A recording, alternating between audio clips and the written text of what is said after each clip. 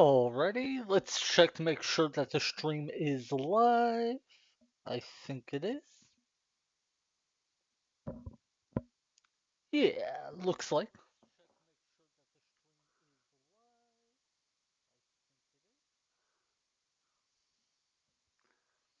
Okie dokie, and oh yeah, I had a bit of an echo that should be taken care of now. And yeah, hello everybody, this is ZZ1000ZZ, and today I am continuing my no element challenge run in Chrono Cross to see if it's even possible. Today's video, or stream, if you're watching live, is going to be a little bit different, perhaps. You may notice in the bottom right corner, there is a thing that says Dario Resets. I have removed my original counter. Wait, do I need to be in another world or home world? I removed the original reload counter. We will be, or we're not going to forget those reloads, but for today, I'm going to be counting how many reloads I have to do for one battle. And that battle is against Dario. The reason for this is Dario gives us the best weapon in the game, and in fact unlocks the second best weapon in the game later as well. And he is quite difficult. So today I'm going to be devoting the entire stream to trying to kill him. I'll talk more about why he's difficult. Okay, yeah, I do need to go to the other world. I'll talk more about why he's so difficult as we go, but the main thing to understand is he's sort of a optional, I wouldn't call him a super boss, but he's definitely a special boss. And normally the way you beat him is by exploiting his AI. He has an attack pattern that effectively says whatever you do to him determines what he does back to you. If you use a red element, for instance, he'll use a blue element back. If you use a white element, he'll use a black element, so forth and so on. Why this matters is if you use a red, or I think blue elements work too, his counterattack will be a, I don't want to say, well, no, it's actually, I think, literally useless. I think one of them reduces your evasion or something like that. Instead of counterattacking with a damaging effect, he'll just use a spell that effectively does nothing. We can't do that since we can't use elements, which means we just get his basic physical attack plus element routine, which, you know, you might actually think is better. Like, oh, cool. For instance, when we fought the Sage, he had a similar thing where his attacks were dependent on what elements he used on him, and not using any elements actually made him really easy. Dario is not that way. One, he is actually, at least arguably, more dangerous if you don't use any elements. His counterattacks, I think his counterattack to black and maybe green are more dangerous than his base routine. But, yeah. For the most part, not being able to control his AI is going to make this battle much harder, but also, he has really high stats. He has, let me check, 3,675 HP, which is more health than the fire dragon we were trying to fight last stream, and it is just under the amount of HP the green dragon we are, well, not going to fight today, but that we tried fighting yesterday has. So, yeah, he's basically as much HP as the bosses we're currently fighting, only he has way higher defensive stats. I think the green dragon we are hitting for like 220 damage. Against Dario, we're going to be hitting for like 150 damage. One other thing to take note of is to fight him, we have to have Riddle in our party. That's going to be a bit of a pain because she is quite weak, especially because. Sorry, I'm thinking about what items I have to craft. Uh, Riddle is particularly weak because Dario is a black innate and she is a white innate. So she takes extra damage. Dario kills her in one hit very easily, and I think it never takes more than 2 hits. So yeah, that's going to be a thing we have to deal with. First thing we're going to do is make sure everyone has the best equipment they can have in terms of weapon and armor. What does she use? I don't even remember. Is it a staff? No. Rod? Yeah, okay. Yeah, we'll craft a dendrite rod for her. Now, Riddle's attacks are so weak, I don't know that we'll ever actually use them or that they would be relevant if we do. But just in case, we will do, or we will upgrade her equipment. The armor we upgraded definitely might matter. It might be the difference of surviving one hit instead of just getting one shot. We want to give her a helmet. I'm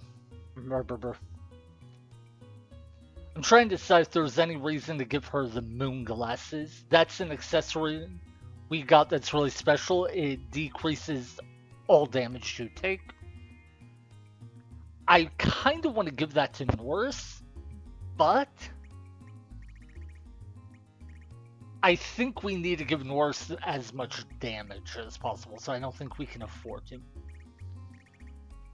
Now, fun fact, Norse has this Dragoon's Honor that increases attack, hit percent, your accuracy, and magic power. Norse's plasma pistol, the weapon he has, is so good, the accuracy boost does nothing. So we could take this off. And to start, it doesn't really matter. We can replace it with the Power Glove, gives you the same attack boost, just doesn't give you the accuracy or magic.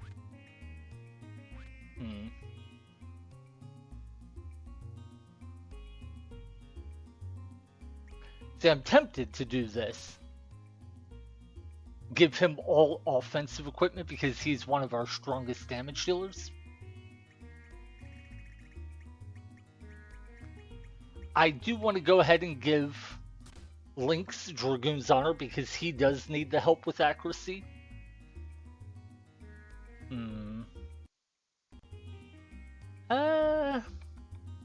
Yeah, I think we'll roll with offensive equipment for now. And then see how much damage we take and go from there. She has a stone helmet. Let's give her Earring of Light. That'll increase how much HP she starts the battle with by a little. I could give her Kung Fu shoes to try to boost her evasion. So if Dario uses basic attacks against her, he might miss. I think that's probably irrelevant. To be honest, I think all of these are probably going to be irrelevant. Just looking to see if any of them jump out as being potentially useful. His biggest attack, I think, is physical damage, not magic damage, but I'm not 100% on that.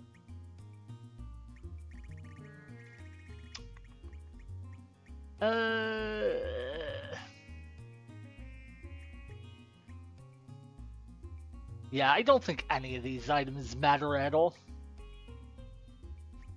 I guess we'll give her the sight scope just in case she does attack. Make her a little more accurate. I could also give her the Dragoon's Honor. Anyway, one thing about this battle to note is I have already beaten it once.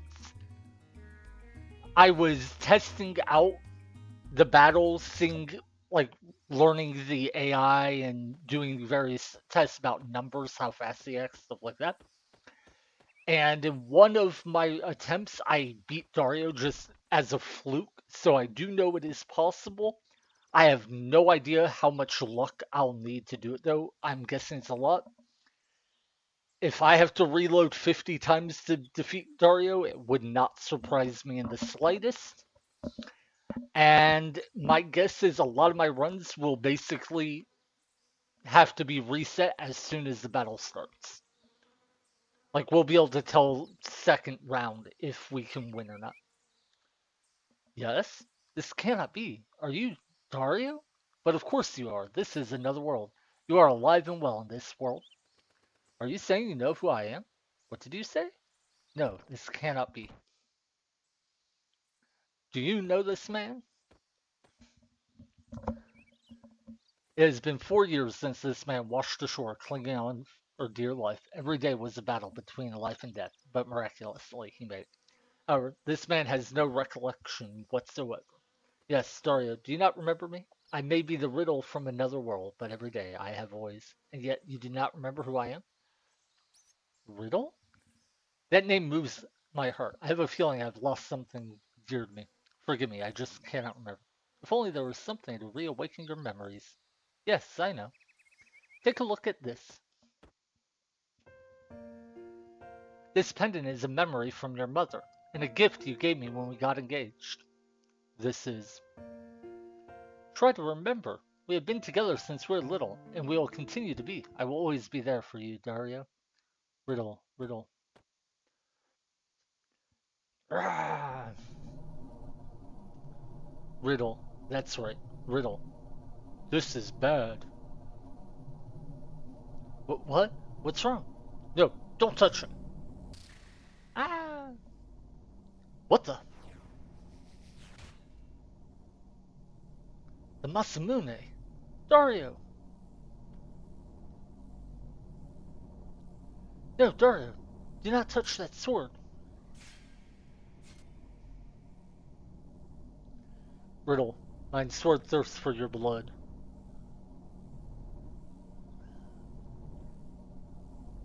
Wait a minute. Then that means Dario is still. What really happened? I thought Dario died fighting demons on the island of Damn. Actually, we have gone through all this in a previous video, but I'm doing it again since it's been a while.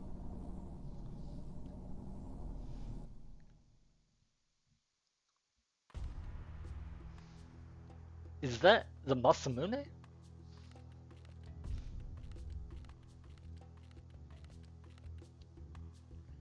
Dario, what do you think you're doing?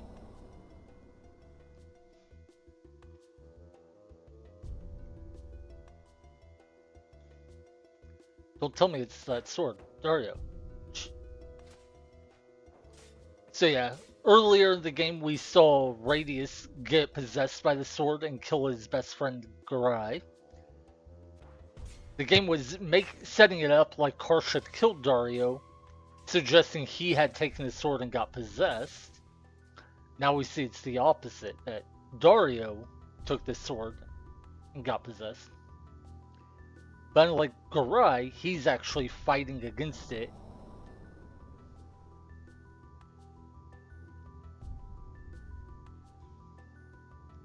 Yeah.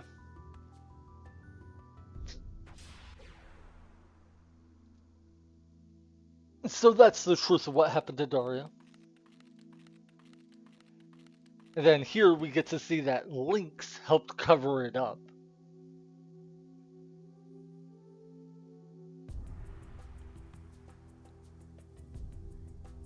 Yeah, sorry, I got tired of reading all the lines.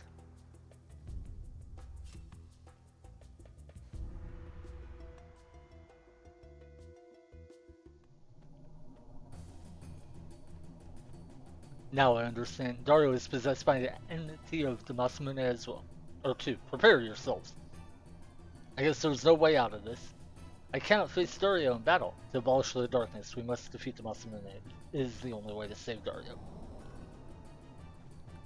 Now, because we're probably going to have to reload this a couple dozen times, I will be using the emulator fast forward function on future attempts.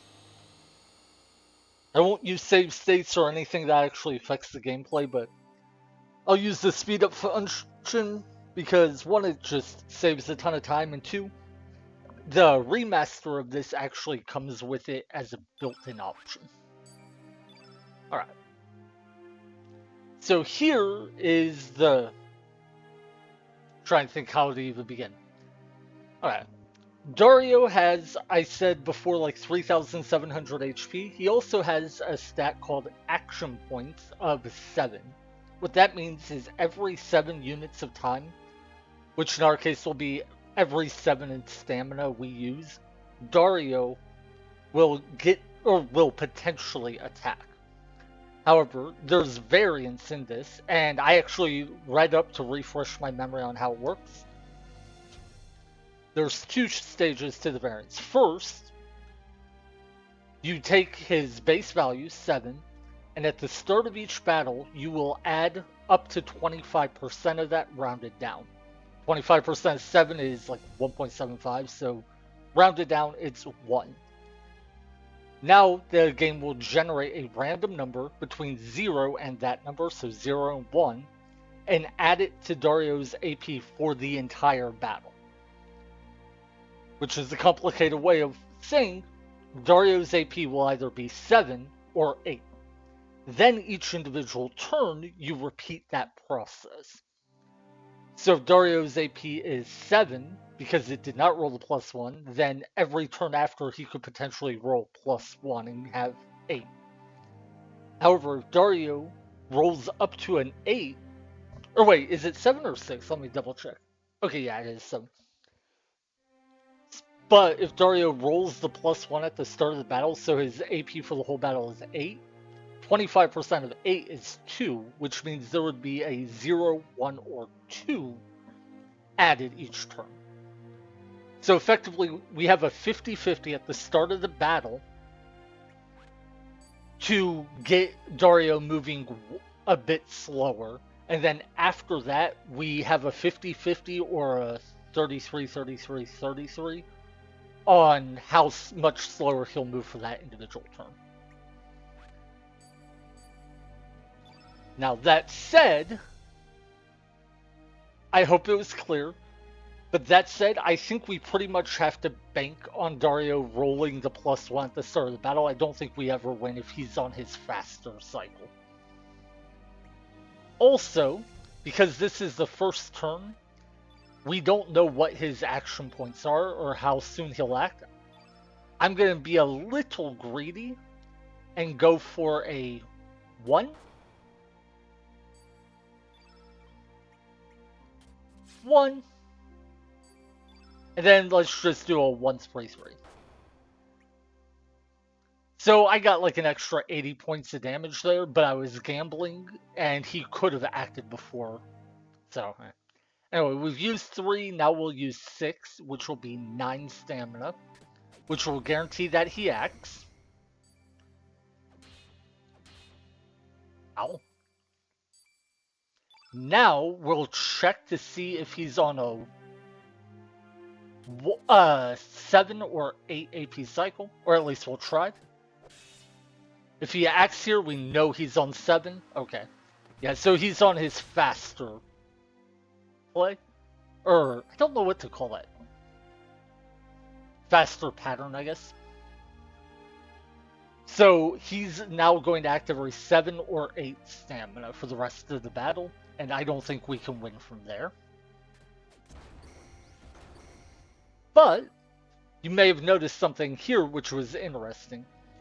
Norris's damage actually went up this time compared to the time before. The reason for that is Dario used a black move which pushed one of the green slots out of the field. Norris is a yellow innate, so getting rid of a green slot actually removes a debuff, so Norris hits a little harder. Also, we just used 7-8 stamina and Dario did not act. That is because, as we were saying, he does have the potential to roll +1 every turn still.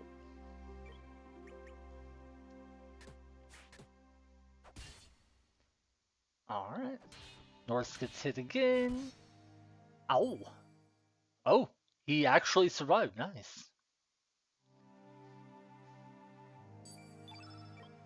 Now we'll just do 6 6 6 6, or not 6 6. Sorry, 3 3 for 6, and then 3 3 for 6 more.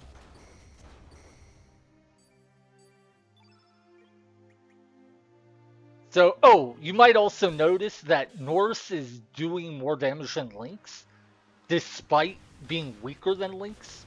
He has like, I think 8 less strength or something. The reason for that is Norse is equipped with a weapon called the Plasma Pistol. And interestingly, it automatically crits against Dario. The reason for that is the game classifies Dario as a flying enemy. I'm honestly not sure why. My only guess is maybe the game looks at Dario. Well, no, it couldn't. I was gonna say maybe it's thinking of him as being a ghost because he's possessed. But it's not like we see him flying or anything, so I don't know. But anyway, he's classified as a flying enemy, and gun weapons automatically crit against flying. Okay, yeah, Riddle does almost no damage.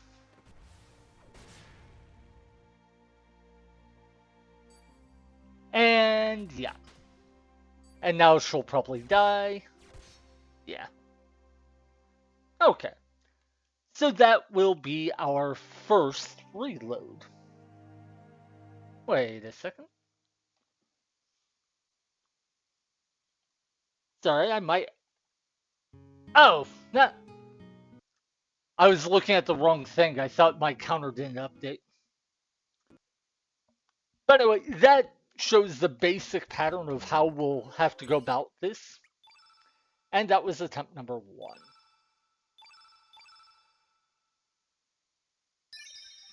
A big thing is we will probably have to play very greedy and just hope to get lucky.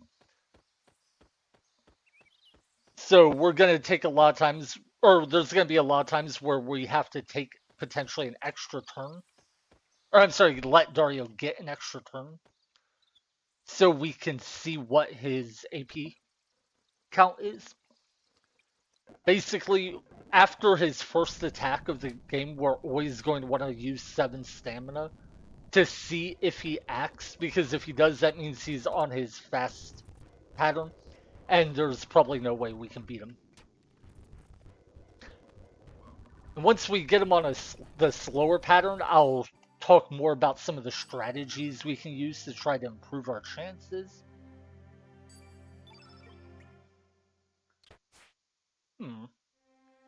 Okay, so he acts there. For instance, using a 2 there wasn't very relevant. I was just hoping he rolled a slow start. Alright, so here, Dario did not act after 7, but that doesn't guarantee that he's on his slower pattern. He may be on the 7 AP pattern and just have rolled the +1 for the turn. But it's a good sign. What that shows is what I want to do ideally is I want to use 14 stamina every time. And Norse dies, so we just reload. Huh. I wonder if Norse would survive that with the moon glasses.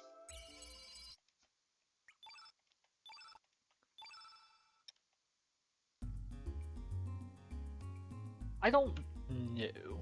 Hey. Yeah, that'll be a question we have to think about is do we want to give anyone defensive equipment instead of offensive equipment in the hope they survive a bit more? But mostly we're going to be just hoping that Dario targets the right people with the attacks he uses.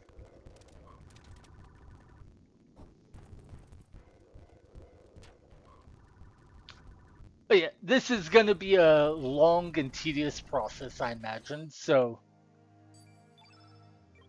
personally, I wouldn't recommend watching it live, but hey, if you do, happy to have you. Yeah, and see if I did have the moon glasses equipped, Norse would die to 1 hit from the dash and gash anyway because he took the physical damage here.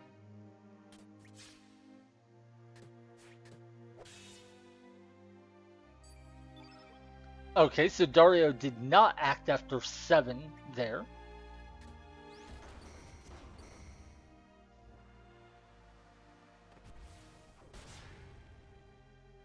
And Norse dies again. We reload. Yeah, it really is like that. Whoa.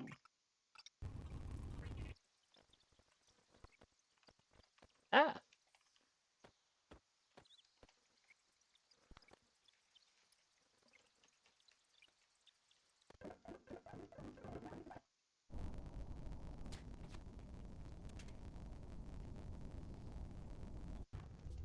By the way, if we ever get Dario to where he's kneeling down, that will mean he's in critical health range, which is when they drop to a quarter of health.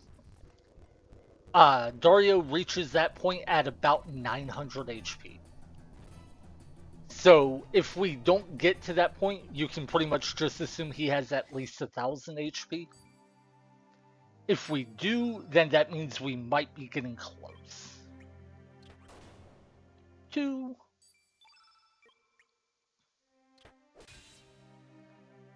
Alright. 4. Yeah, I'm just trying to slip in a bit of extra damage because it could matter a great deal later on. 1. Okay, so he did not act there. That is very good. Earlier, I think I said we want to use 14 stamina around. It's actually 13 because we want to use 7 stamina and then do a 3-3. And uh, okay, that's actually good for us. Um, what was I thinking? Oh yeah, I think I'll try to track how much damage we're doing in some of our later runs, so we know if we're at least getting close. You may have noticed that Dario has consistently let us do that 1-3-3 and a 3-3 pattern. That means he is most likely on the slower. I don't know what to call that. Like the worst. It's a. He rolled a higher AP value, which makes him slower, but I don't know what to call that. Anyway, here we hope he hits a Lynx with the next Dash and Gash, because Lynx can survive that. But also, I think this may be the first time we see him use the Sonic Sword attack. Yeah. This is actually his weakest attack.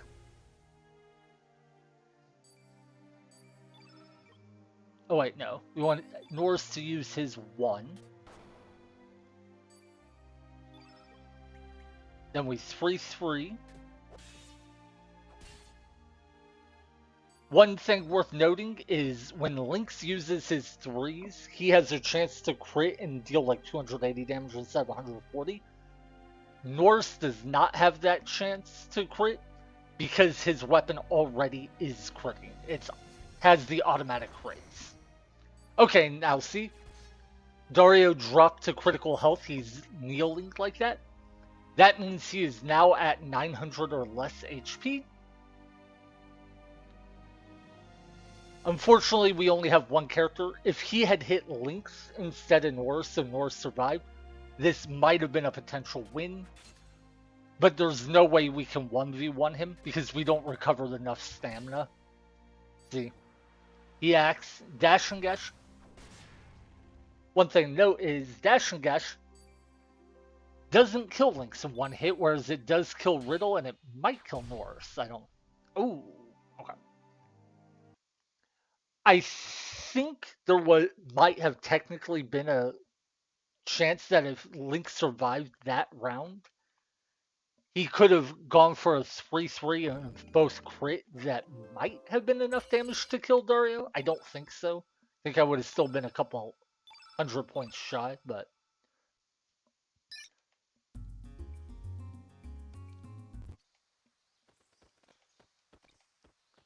Alright. But yeah, So far, I haven't seen anything that makes me think equipping one defensive item on Lynx or uh, Norse would change how well they survive. But we will keep an eye out on that in case we do want to cut one of their offensive items for a defensive one. Also, you may notice that Riddle is just never attacking. That is my expectation, is that I don't think she'll ever deal. She might have to attack if one character dies just to recover stamina, but that's about it. Okay. Our gamble there didn't pay off. He acted faster than I would have liked.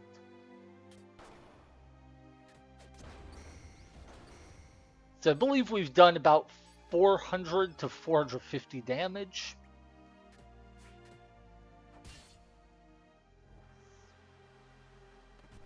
Dash and Gash hits. Okay. Yep. See how Norse died to one Dash and Gash? One, we have to reload. But two, I think that may tell us that with moon glasses he would survive. So, does Riddle have him on? No. Okay. Wait, I didn't put it on anyone? Oops. Ah, where is it? There. So yeah, we're going to lose one attack power, which does mean we'll deal a little less damage. But hopefully that means Norse will survive a single dash and dash.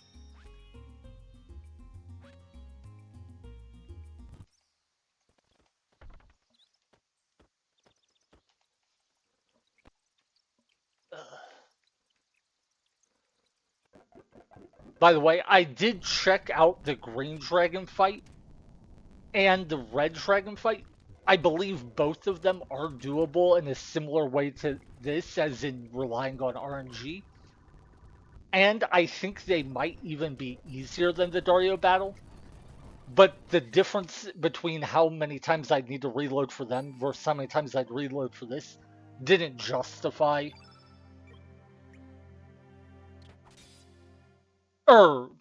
Yeah, it didn't justify doing them because fighting them just gets me one level up worth of stats. Whereas fighting against Dario gets me a weapon that will make all my future battles much easier. Also, I think that was about 400 damage.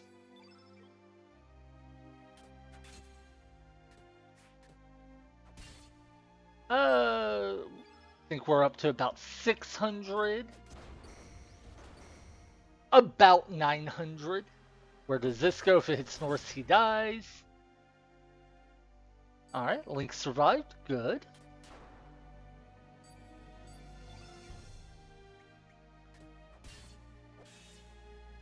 Alright. I think we're at about 1200 damage. But anyway, one thing you may notice is a lot of times when we do a 3-3, someone ends with 1 stamina. The next turn, I go ahead and use that last stamina before doing a 3-3 on the other person. That way I'm still getting my 7 stamina, and then a 3-3 to stamina push. It doesn't do a lot, but it does add a bit of extra damage to each cycle, and it can potentially mean you regenerate more stamina overall. And talking about that, I forget what I said our damage count was. I think we're at like, wait, are we at 1200 or 1500 now? I don't know, but we do see that the moon glasses kept Norse alive here. So I think it might have been a really good idea to put him on.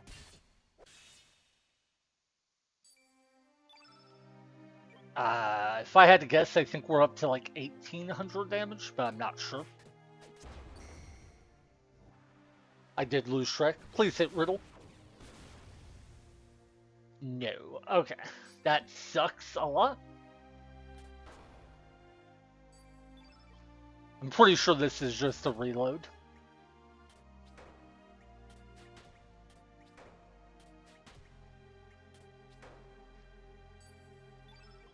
But let's just see what we can do.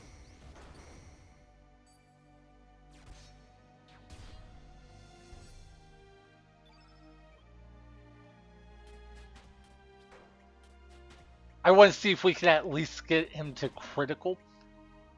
Also, you may notice that I'm using ones, not two or threes with Riddle. That's because Riddle is so weak that she is actually dealing the minimum damage. There's a basically you're guaranteed at least a certain amount of damage, and her strongest attack can't go above that minimum. So, okay, yeah. See, we were able to get him down to about 900 HP this attempt. A Riddle. Deal another 60 damage before I reload. Oh no, I died. Who could have seen that coming? But yeah, he was probably somewhere in the ballpark of 700 to 800 health at the end of that run. So that should give an idea of how close we're coming.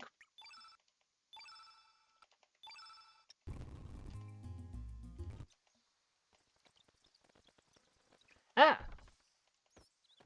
I have a very hard time navigating with the fast forward going. I mostly want the fast forward for the dialogue because that cutscene takes quite a while.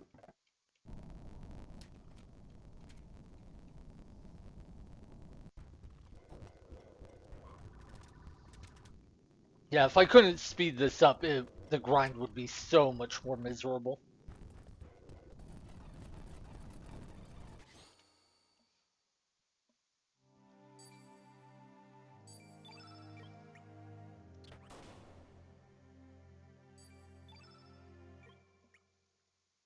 This is a gamble. Okay, 4.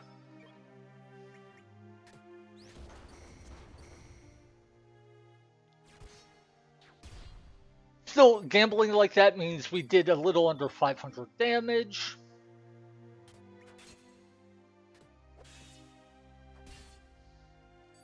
So we've done about 800 damage. About 1100 damage. Where does this go?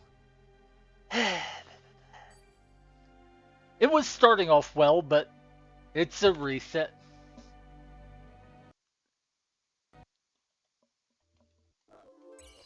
Yeah, this is definitely a battle where the RNG of who the boss targets has a major effect on how things go. Like there, if he would have used those physical attacks on Radius or Riddle, we might have been on pace to have a winning run.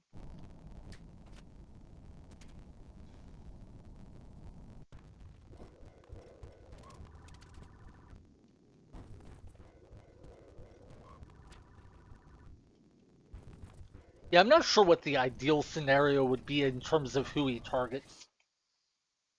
The main thing is we can't have him dash and dash north and do any other attack to north. Because if he does, then he will kill north. Little unfortunate there, but okay.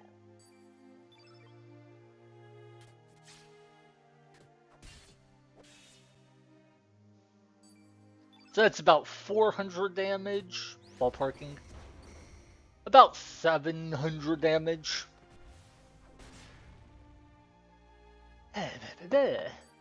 Okay, North survived, fortunately.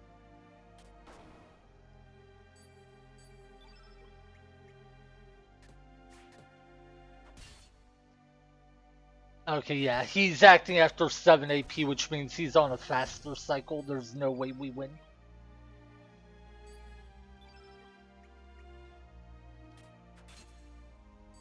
I say that, but I am still going for it just to, in case I'm wrong.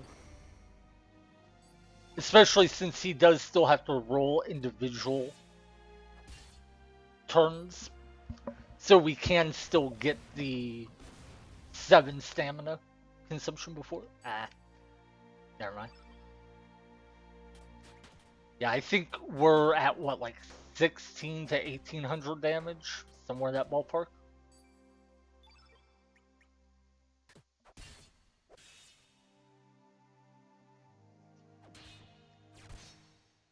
Okay. Yeah, I was just seeing if we could get him down to critical health or not.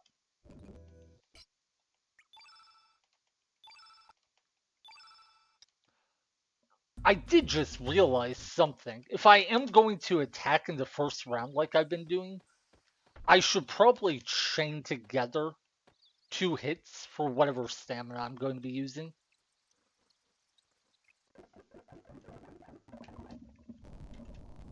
Like maybe I should do a 1-2 or something like that on Lynx for the first round to try to get the extra damage in.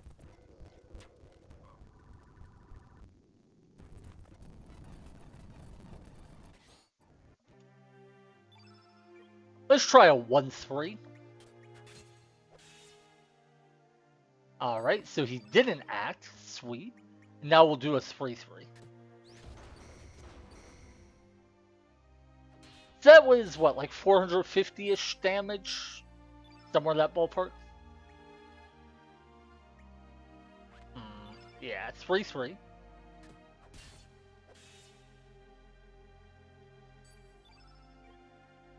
So we're somewhere in the ballpark of 750.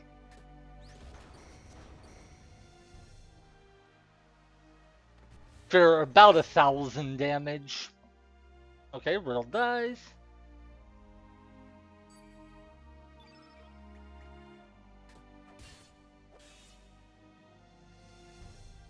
About 1,300.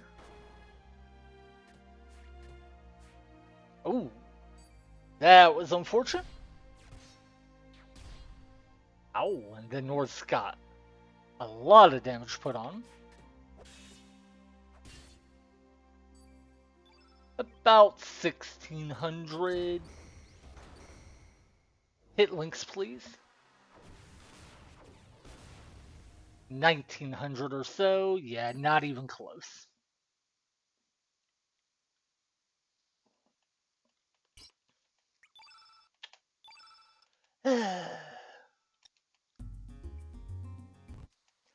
I'm still so sad that I beat him one time already, but it was offline. It's like, yeah, for my personal gratification, it would count, but I can't, like, just go on the stream, or I can't, like, go on a stream, but, like, hey guys, offline, I beat this really hard boss. You know, and you can't see it. You can't see, like, one of the hardest battles in the entire run, because I streamed everything else.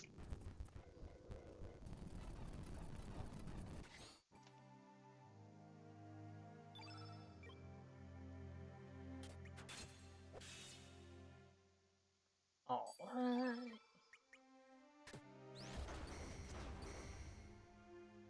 That's what, like 400-ish damage? 400, 450? And pay exact, or too close attention. So we're probably at like 700-ish.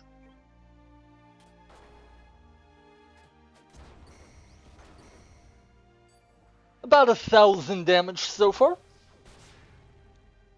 Alright, so he survives.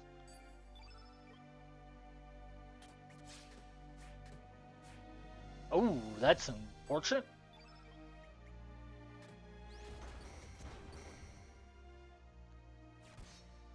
And it's a reset.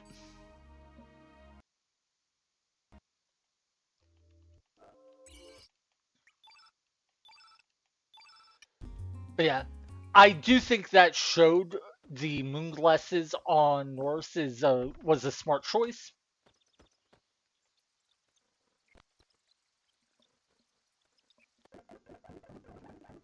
Let's see. Trying to think what, if anything, I can do to optimize my chances further. I really don't think there's much more I can do. I might be able to refine my gameplay a little bit more, but I don't know. Hmm.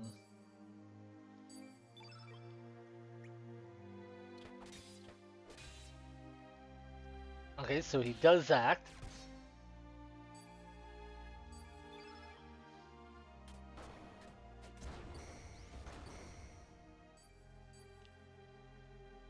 That's what, like 500 damage so far? Ballparking?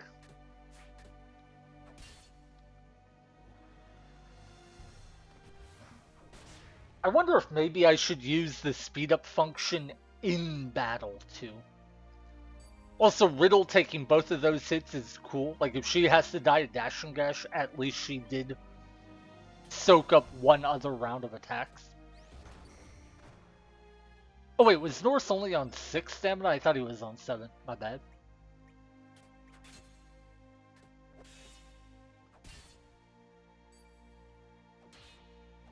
I lost track of damage. I think we're at like 1200-ish.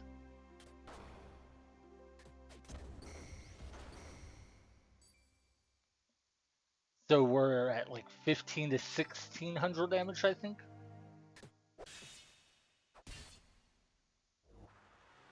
Probably about 1800 damage.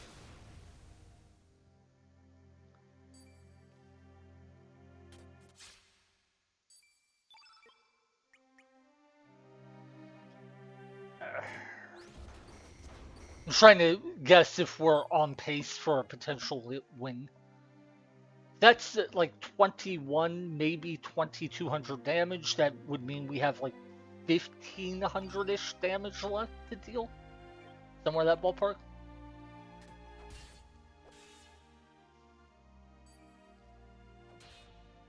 If that is right, what we can expect here is to knock him to critical health after Norse's rounds, assuming both hits land.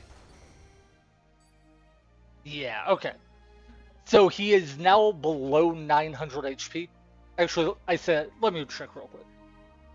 Critical health on him is 919 HP. So technically he could be as high as like 918. But let's just assume 900-ish. We might actually be on pace to win, but I don't think so. Yeah, Norse dying there means we aren't. There's no chance.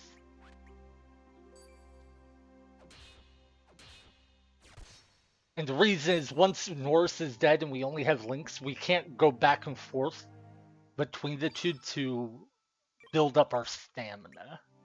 I guess with some lucky crits, maybe this could still be a win. But see how we only went up to 4 there? We had no way to get it up to 7. I think we want to defend. He physical attacks, then we go for a Hail Mary 3-3. Well, 1-3-3. And I would be really curious to know how low we got. Okay, I can say this. If we double crit here, I'm pretty sure we win. Wait. What the I beat him? No way! That was only like 10 tries! Oh my god! Oh!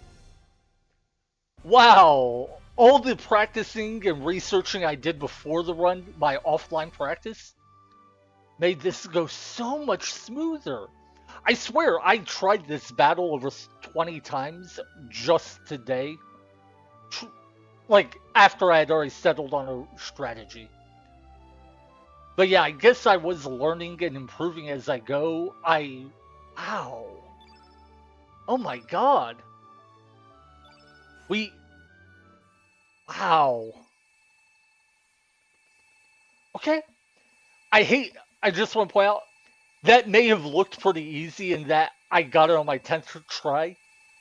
This, I have spent literally at least 5 hours on this one battle today alone. Reading up, learning, and then planning out strategies, practicing. I've probably fought him, I don't know, if I had to guess, at least 30 times before this stream. I know I did at least 20 tries where I was just literally trying to kill him. Plus any number of tries to just test out different builds. Okay. Well, I wonder if I should change the title of the stream. Anyway, let's watch the cutscene. It appears the Masamune found a new master. What? Lynx? Do not panic. Look around you. Birds! The birds that had fled are coming back. I no longer sense the slightest bit of malice in the Masamune. There is no more fear of succumbing to his enmity. Moon? Huh? You awake, Masa? Yeah, but looking back, I think we've done something terrible. Heh, no one will know if we don't tell. Hey, what are you two up to? Masa and Mune were the names of the spirits of the sword back in Chrono Trigger, and Doreen is their older. I think it. I guess it would be a sister. Nothing. We don't remember a thing. I see. Well, just to make sure you're not up to any more mischief, I'm coming along. All right. How many centuries has it been since the three of us got together? Okay then, let's go.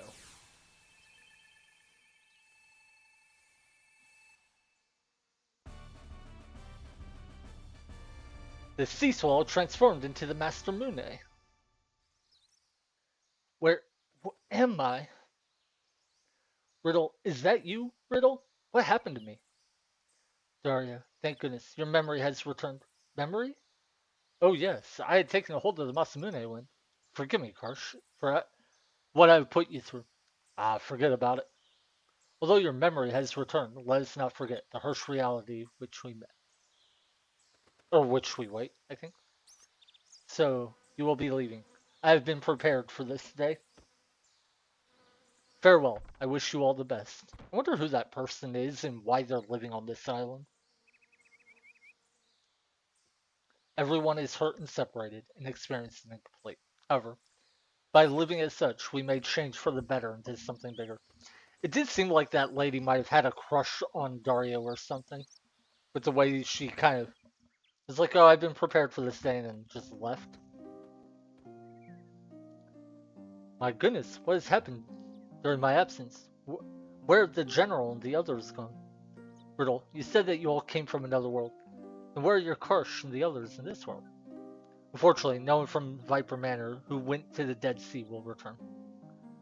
Why did the general and others go to such a dangerous place? In search of the frozen flame, they were swallowed up by a terminated timeline and had perished along with the Dead Sea. How ironic that it is I who have survived, and I cannot talk. But Dario, you still have me. Riddle. We may be from different worlds, but you are you, and I am I. Yo, that's right, I'm alive and kicking too.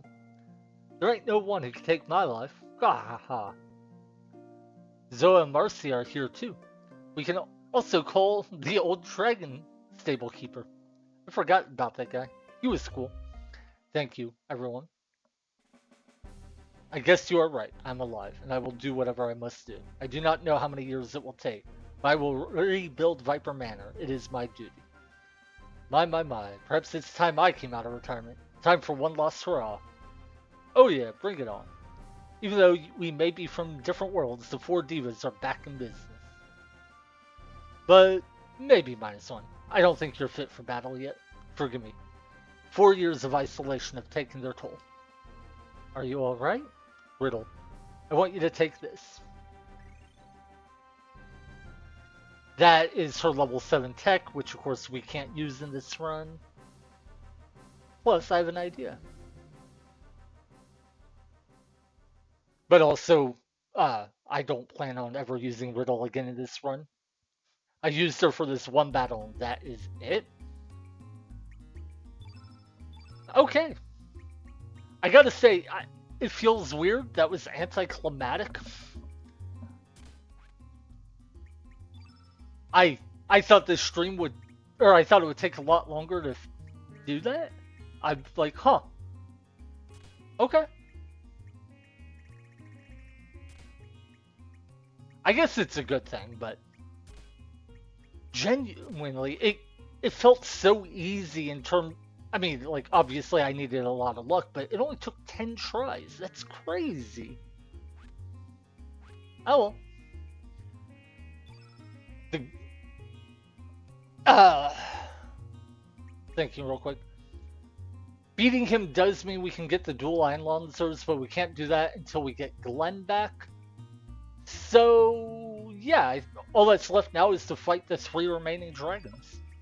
And we have to do the green and...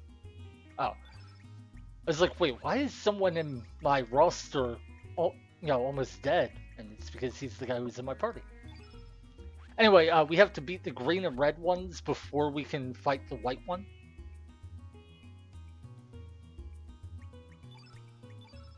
And yeah, I don't think we need accuracy boosting equipment anymore. And now that we have the Master Moon, we're giving all of our attack power to Lynx, and he's going to do way more damage than anyone else in the party.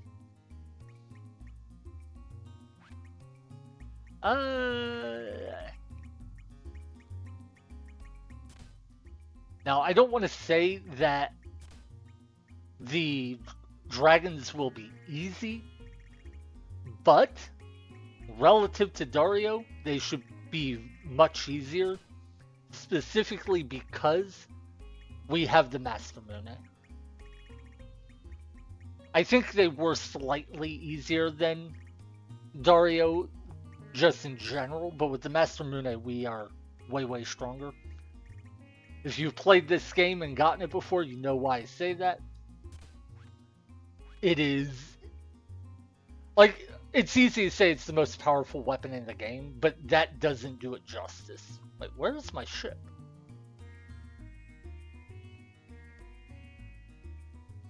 Okay, it's over there.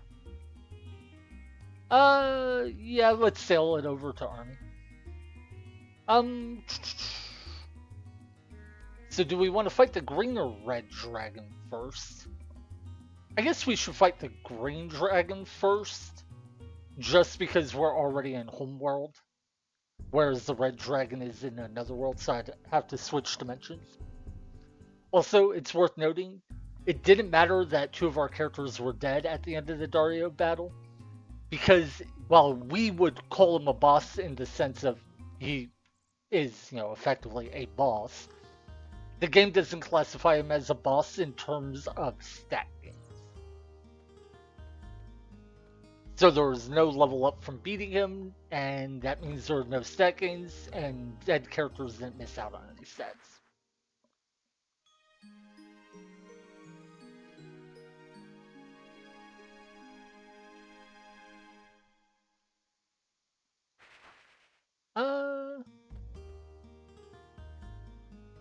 I'm debating on if I should change the Steam title. No, I think it's fun. Dude, I still can't believe we beat him on just 10 tries.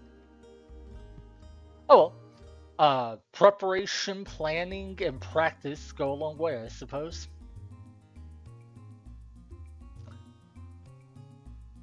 By the way, I did similar research on the other 2 bosses, and I don't know if it's going to matter or not, but I will talk about some of what I learned and such as we go.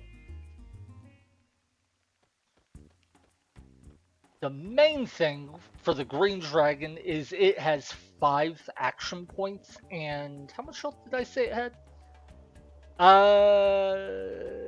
3,885 health. So it actually has more health than Dario, but its defensive stats are lower, so it actually takes more damage than him. So the HP stat's a bit misleading. We need to get a fruit from this guy so we can summon our Wingipede friend.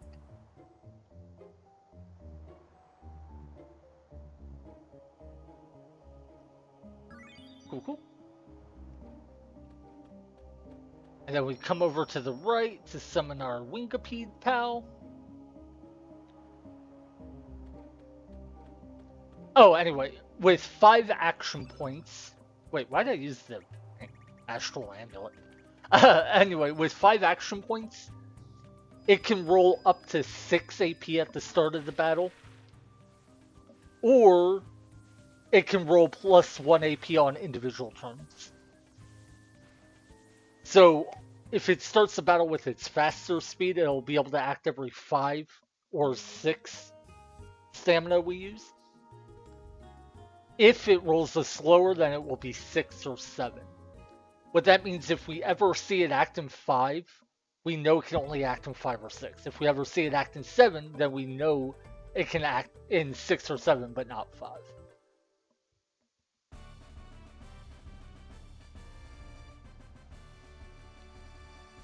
Other than that, it's a pretty straightforward boss in that it pretty much does the same thing over and over.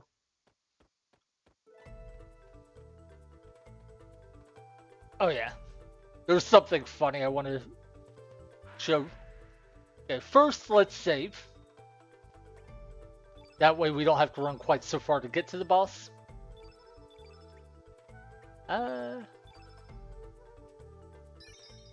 And now, I thought this was funny. Ah, the bird attacks us. You're like, oh, it's not a big deal, just run from it. Well, watch what happens when I do. We run.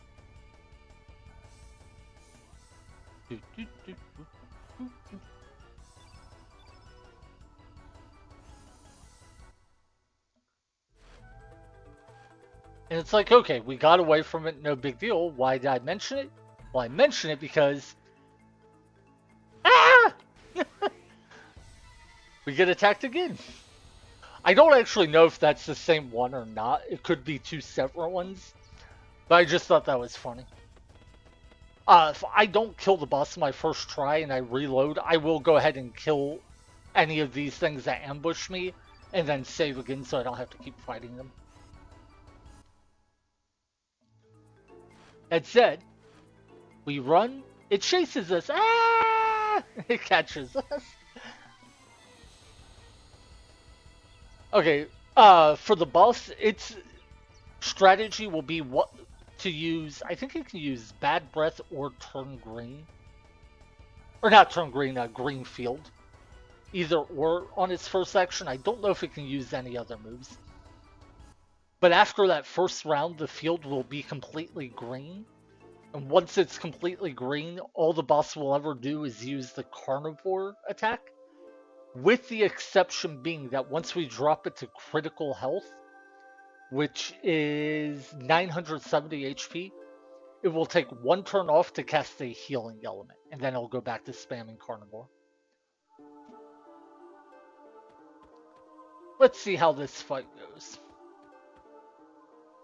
So yeah, the nice thing about this boss is it is very predictable. Unlike Dario, there's not a lot of variance in who it'll target or anything like that. I love the way he looks. Alright, so we 3-3. Also notice, a 1 just did 132 damage. 534, 536. We just did over 1100 damage in one round of attacks. Alright, did Bad Breath not actually apply any status ailments? Nice. If you don't know, Bad Breath can apply a variety of different status ailments. It's just random as which ones and what odds. Or which ones it can hit you with and then the chance to hit. I don't think I've ever seen it completely whiff like that before.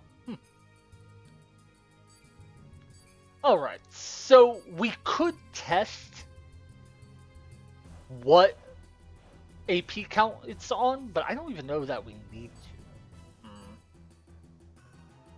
Like, if I do a 2-3 here, and then he acts, then that guarantees that he is on a 5 for the whole combat. But I think we just want to...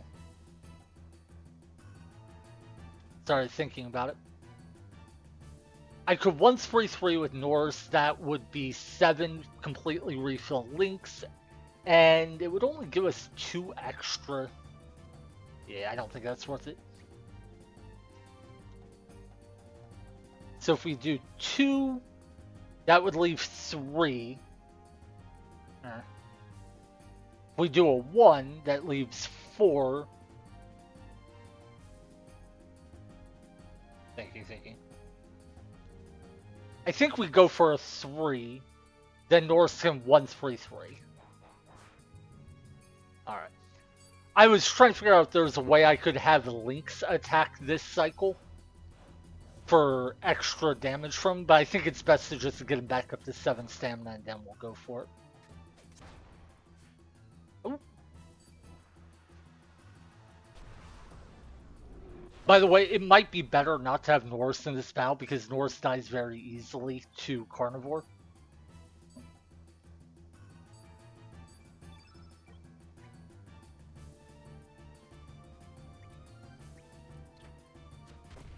Yeah, so 2-2 gives us 1-3-3. Now you may notice something interesting here. Lynx's HP is still 286. Oh shoot! No, I needed to do 1-2 with Zap or a 3. I did a 2-2. That was so stupid of me. I just messed up the math is all that was. Oh, okay. Anyway, what I was going to say is, despite being poisoned, his health isn't dropping. The reason for that is the Master Moon will, oh, I just realized something. So, anyway, the Master Moon will actually give you regeneration of 1 point per unit of time, which is the same amount of damage, or same amount as poison deals in damage. So they are actually canceling out, and if you're not poisoned, it gives you a form of in-combat healing.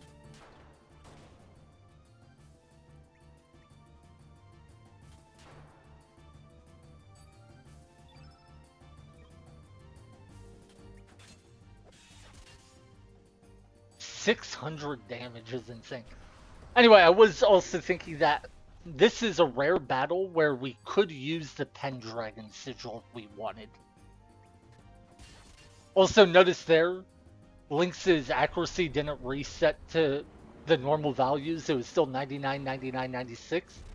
That is a bug we've seen in the past. I am going to reload for stat gains.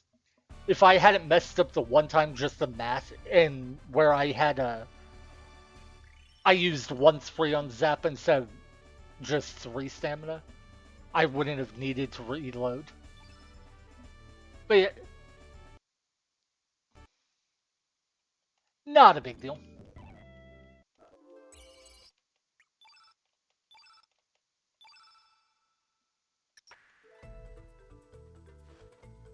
But yeah, let's go ahead and kill these guys. Wait, how did a pterodactyl swoop down and attack us only for a praying mantis to be the enemy that we fight? That's weird.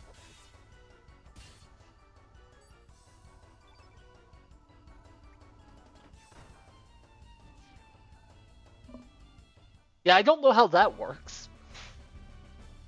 I can't think of another time where the enemy that you see visually on this field is not in the battle you actually get in. Oh! The reason is because we didn't get attacked by the pterodactyl. There was another enemy and I didn't see them. Oh, okay, that makes sense.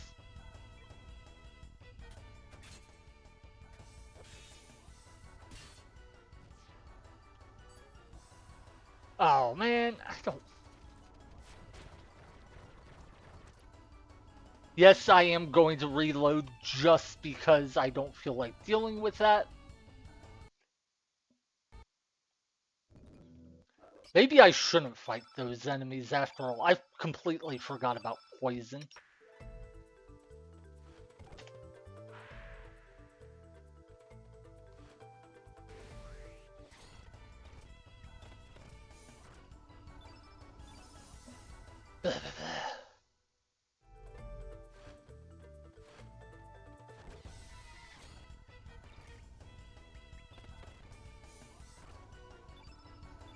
No, I should still kill the pterodactyls. I should just run away if they're stingers. Or not stingers, if they're the...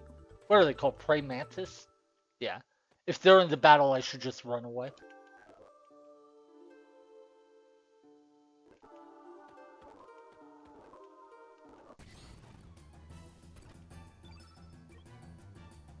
One. By the way, you may notice that we're dealing like 530 damage here, whereas at the end of the previous battle we were doing 600. Reason for that simple: Lynx is a black knight, and this battle starts with a white slot on the field. So, he starts the battle off with a debuff, effectively. I wonder if we should do 1-3-1-3. I think that actually might be better. Okay, so that's like 200-ish damage. And then Surge / Lynx comes back and deals 600.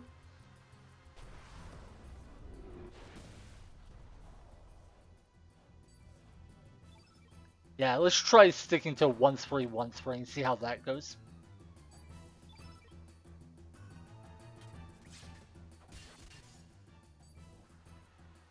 Alright, second Carnivore. Now he should use a heal element.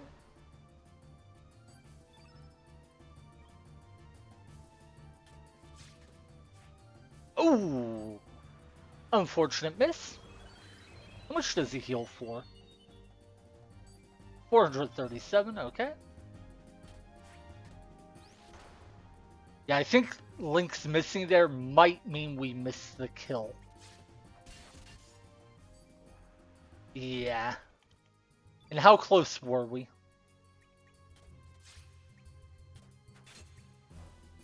Oh! Yeah, we were within 300 damage of killing him. Okay. Sorry. So yeah, we were within 300 damage of killing the boss. That's not bad. I gotta say, this boss is surprisingly dangerous. Alright, let's kill the one over here.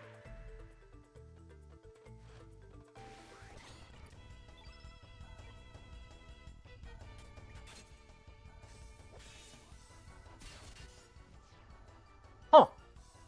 The Master Moon Knight doesn't auto-crit against pterodactyls, so I wonder what creature type it is. Hey, cool, we got an Inferno. Alright, and now we can go save.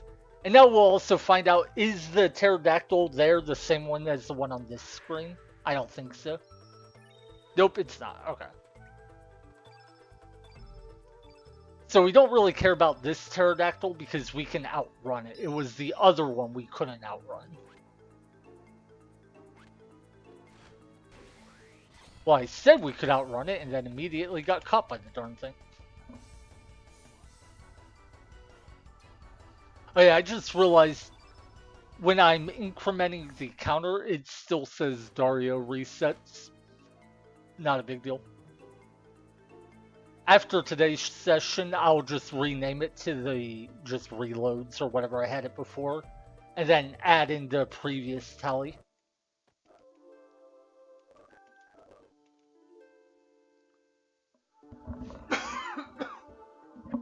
Okay.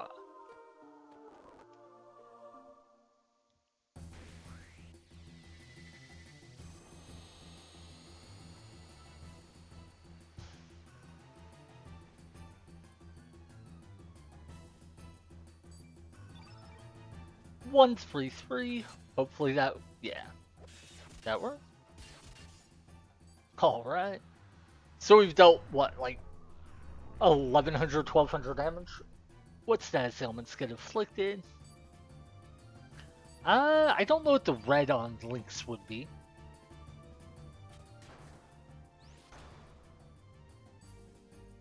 Burns, so he'll take more physical damage.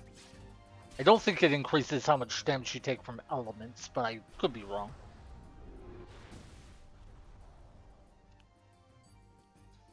It doesn't look like it.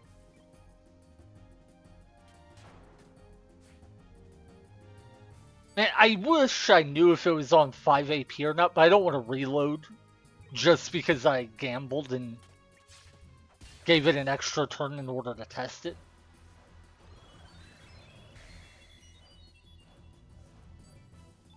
Especially not when we're on track to win.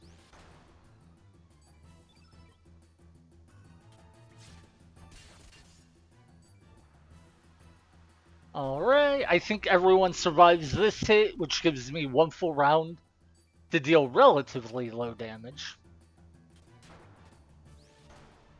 Yeah, I think we just kill him with 2 1s here. Oh, it'll... Oh my god, I'm an idiot. I didn't mash the button. I meant to do 2 1s because for some reason I thought... Okay. For the record, if I would have just hit the button again to stamina push so the boss didn't get an attack in, I think we would have killed it. Oh my god, that was such a bad reason to... Wow, that's such a bad reason to have to reload. Okay, well, fine. You know what, now I'm mad. I'm actually going to test what his stamina is on this next one, just so I can deal more damage. Cannot believe I did that. That was so stupid of me.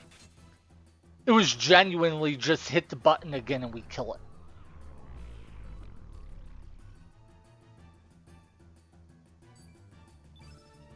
Ooh, fatigue. That actually really sucks.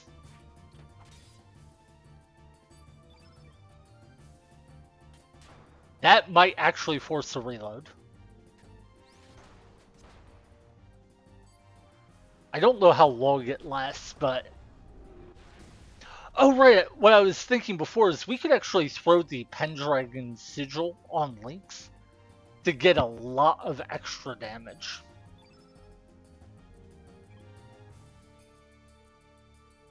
I think I will do it just to see how it compares to what we currently have. So here we use 4 AP, or 4 whatever you want to call it. 5. Notice he doesn't act. And only 4 because we're fatigued. If we weren't fatigued there, we would have been able to 3-3 and get a total of 11 stamina worth of attacks in.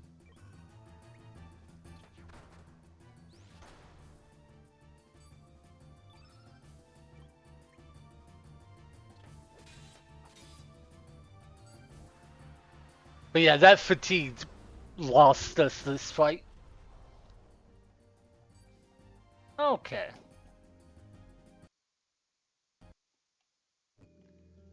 Wow, this boss is more problematic than I thought. Granted, I have lost at least one of these due to just being completely stupid. Let's try equipping the Pendragon Sigil to see how it compares. You know, I'm not even gonna give Norse the Dragoon's Honor for more damage because I think the defensive equipment he has is important so he survives better. Since those carnivores can tear him up pretty well. Now here you'll notice we deal less damage than before. That's because we took off the Dragoon Honor, which gave us +3 attack power. The reason for doing that is so once he uses Carnivore, we will get a damage buff.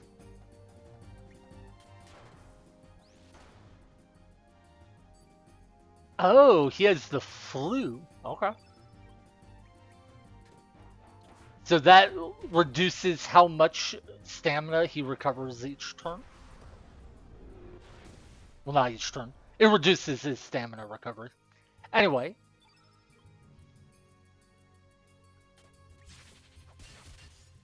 See how that deals 616 damage? It's actually not much of an increase over having just 2 Dragoons on her equipped. Interesting.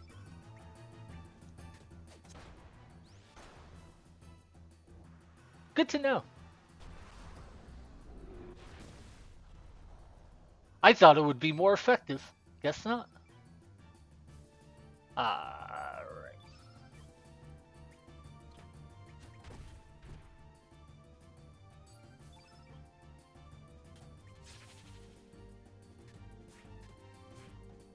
Oh, unfortunate misses. Okay. Well, we're not going to use the Pendragon Sigil then. Yeah, I thought it would be more effective than it was. Oh.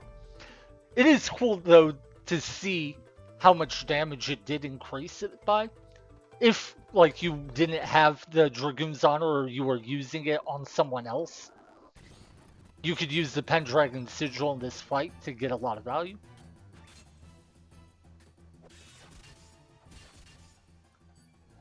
But yeah, I am glad we went and got that Master Mune, because imagine trying to do this fight without it, given how much trouble it's already giving us. Granted, we are trying different things and kind of being silly with some of what we do.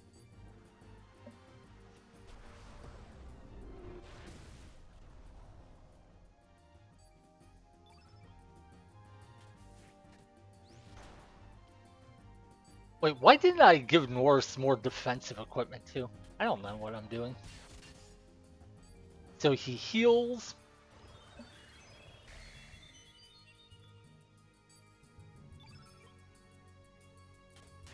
It looked like Norris was the one who got healed there for a moment. I was confused. Alright. So it's well below 900, which means as long as we don't miss here, we should have an easy win.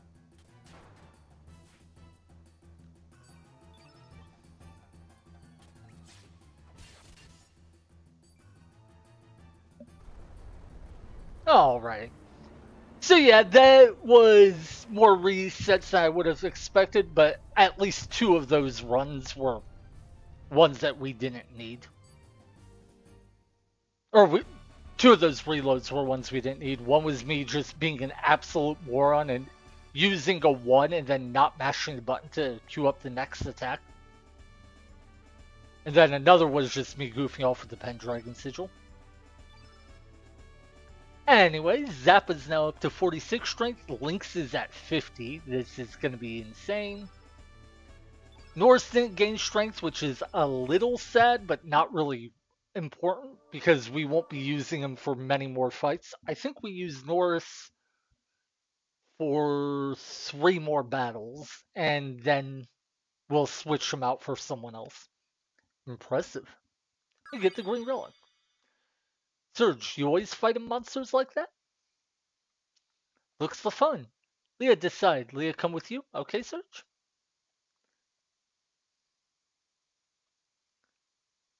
Yay, she joined us. Oh, wait. Oh, sorry, I just realized my cursor is still on the screen. I should set it to where it doesn't get captured. Alright. Now with that fight done, we only have the red and white dragons left. I'm trying to decide if we should bother grinding levels with anyone other than the people currently in our party.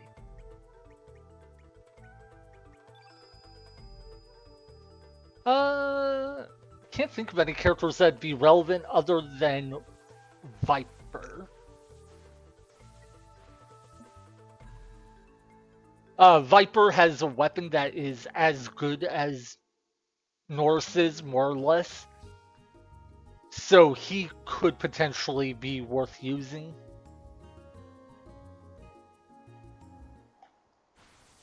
In fact, his weapon is better than Zappa's.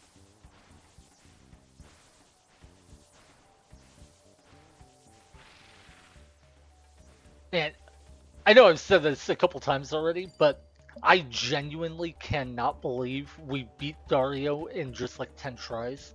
And then the green dragon, even with the Master Moon, took like 5. Actually, it took, what, 7? No, wait, it took 6. One of my reloads was to getting poisoned by a random enemy, and I just didn't want to deal with that.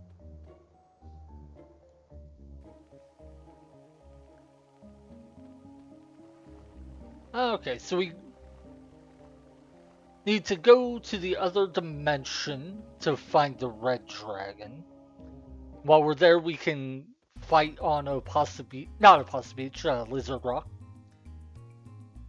since the floating fish are where we like to grind.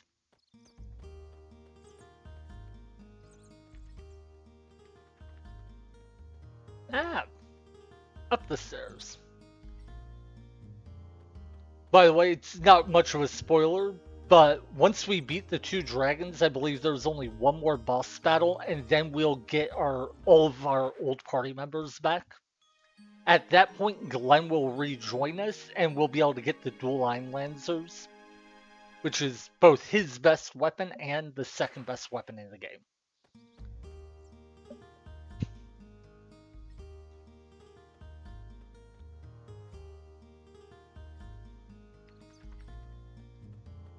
Alright. I'm trying to decide if there's any reason to grind up other party members. Like, we do have 3 character slots. Glenn and Lynx only take up 2. So that third slot is up for grabs. Norse with the plasma pistol, Viper with the Viper's venom, Zappa once he gets the Master Hammer. These are all possible options.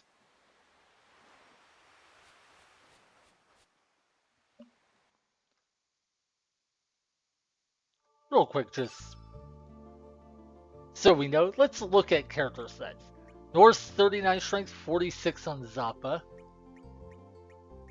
Karsh is at 43, so he's the only one that's very close. Ren's at 39 is not bad. Grubik's at 36. He might have been up with Arenis if we had bothered to grind him.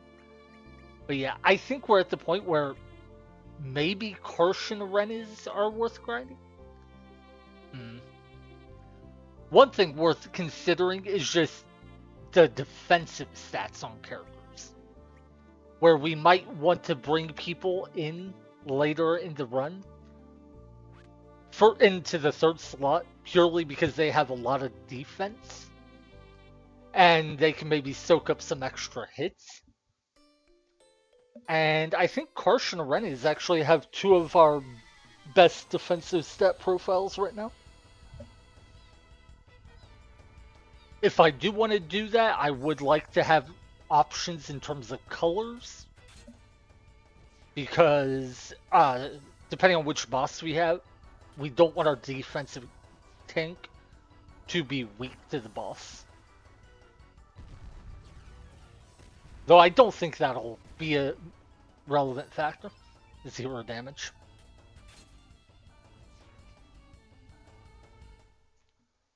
Alright.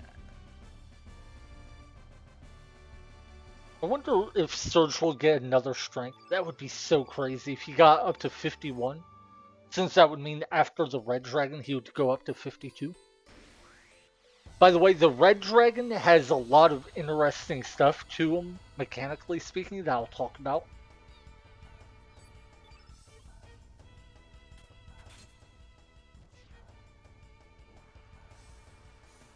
One thing I learned just last night / this morning is the Red Dragon can actually be dead and still attack you. I'll talk about it when I get there, but I just think it's really weird. I don't know if there's any other parts in the game where it can happen, but you can literally kill him and he'll still attack you before...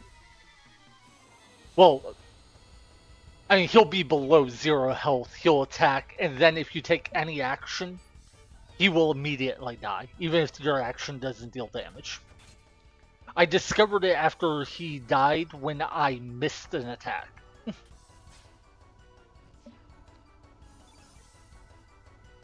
Now, it might sound weird that I have to go kill a boss if I say I've already killed him. The reason for that is he has two forms. You kill the first form and then the second form comes out. Okay, HP, HP. The big thing that'll be nice about this next Dragon Boss is it is much slower. The green dragon had 5 AP, Dario had 7. This one will have 9. And with 9 AP, it can potentially roll 2 for the whole battle, up to 11. Again, it's 1/4 of their base AP rounded down. So 9 divided by 4 is 2 and a fraction. You remove the fraction, you get 2. So for the whole at the start of the game, at the start of the combat, it'll roll either +0, +1, or +2 and add that to all rounds. Then each round will have an individual roll of +0, +1, or +2. So it can potentially go as slow as every 13 units of time.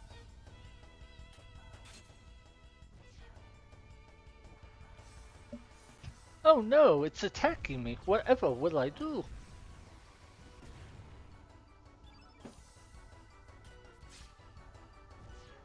Oh, no, I'll wait to talk about what I was going to say until we get to the boss. Because there's a couple things that are hard to explain without, like, being able to see. Oh, Lynx and Zappa both gain strength. Which means Lynx is going to have 52 strength after the next boss. That's insane. By the way, since I'm talking about stats, on the top of the 9 AP, the Red Dragon has 892 HP in its first form, then 3,570 HP in its second form. If you ever look on GameFAQs or Chrono Compendium or in the Ultimania guide, you may see different numbers. There's an interesting quirk in this game where male enemies have 5% more HP than female enemies. And from what I understand, the Ultimania and all the guides show the base HP as if the enemy was a female. Or wait, that might be wrong. It might be that males get +5 and females get -5%. I don't remember. I have to look. Anyway, the point is the values you see in guides will be off by 5% if the enemy is a male. The enemy will actually have 5% more HP than the guides say.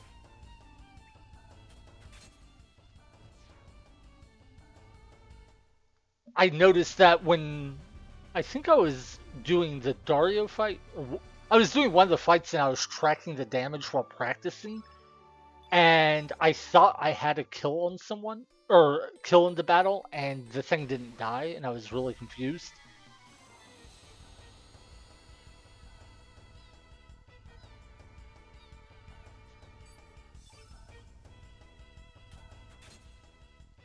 Fortunately, it's really easy to just multiply their HP by 5% and add that. Alright, I think this should be the last battle we need to do with Viper and Karsh. Then we'll go Arenes and, who else? Not sure. Actually, Viper gained 2 HP. Just to be safe, let's fight one more battle. Sometimes when they gain 2 HP like that, they'll gain 1 HP in the next one. I don't think that'll happen, but best to be safe.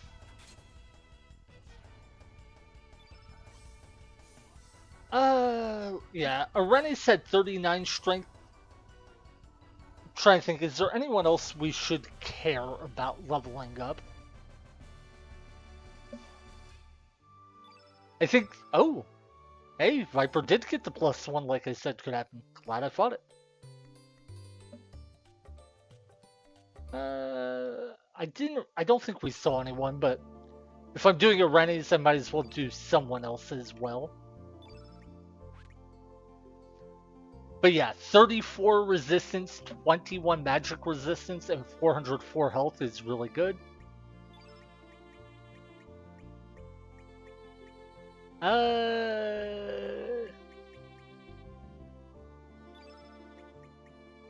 Wait. Oh, that's right. Leah is yellow, and we've already got Norris and Viper for yellow. Do we really want to level her up? Nah, her stats are way too far behind right now. I'll do Grobic just because I need someone to fill the slot.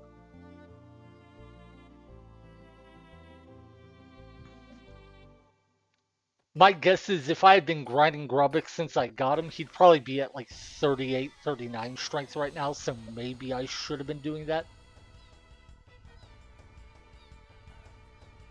But I don't think we're going to fight any white innate bosses where he would be useful for damage. And I guess he might be useful as a black innate tank. There are some bosses like the Fate boss where that could be good. Oh, I just realized something. We're getting close to where I can get to Chronopolis. That's awesome. Magic resistance, magic. Yeah, those all suck. We'll do one more fight for HP and that should be it. When we get to Chronopolis, there's an enemy there called, I think it's like Gizmoid or Gizmatoid. It has a rare drop that is the Power Seal, and I believe it gives +5 attack power. It's +4, +5, I forget which.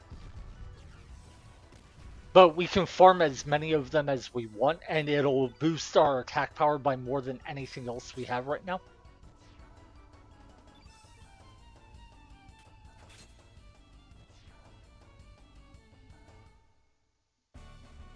Speaking of which, am I forgetting?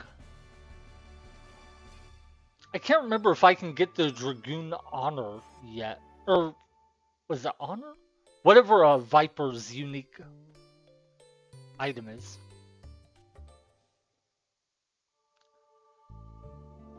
Let me check real quick. Actually, no, I'll do a couple battles and then I'll just check after the stream.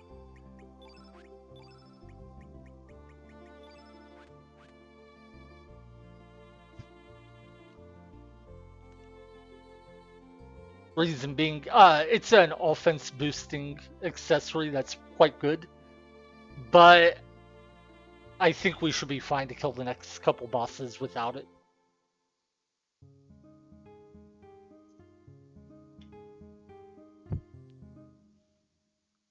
But yeah, Viper can where you go for Viper's level 7 tech has an accessory you can pick up. And I don't remember where you actually pick it up. And I don't remember if you can get it as soon as you get Viper or if it's only available a bit later into the game.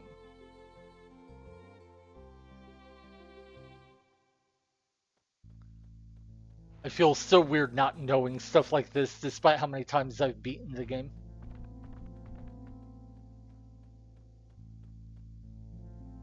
Alright, so we have to go to the right, I believe? Yeah.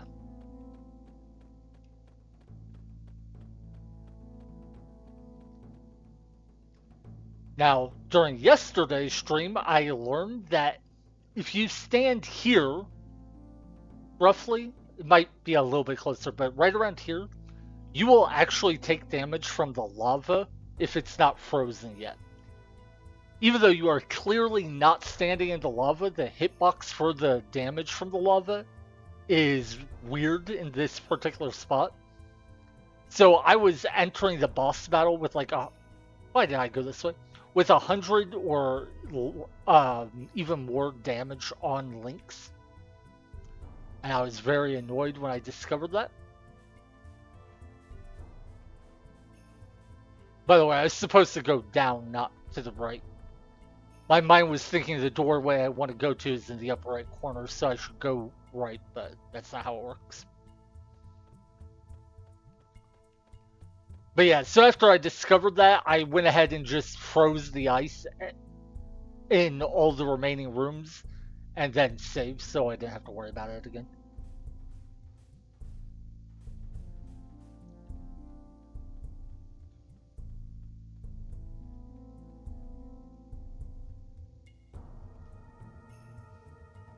Alright.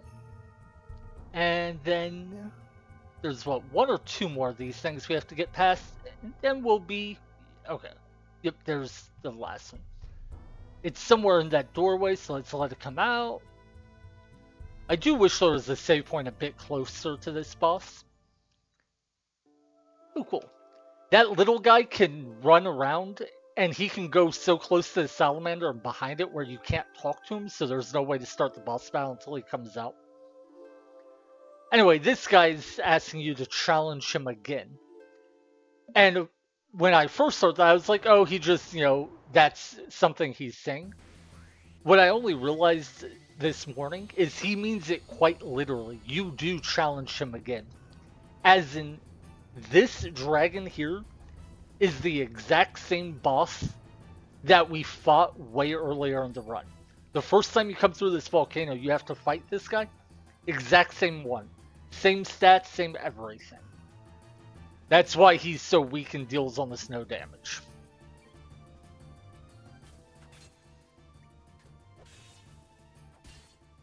Alright.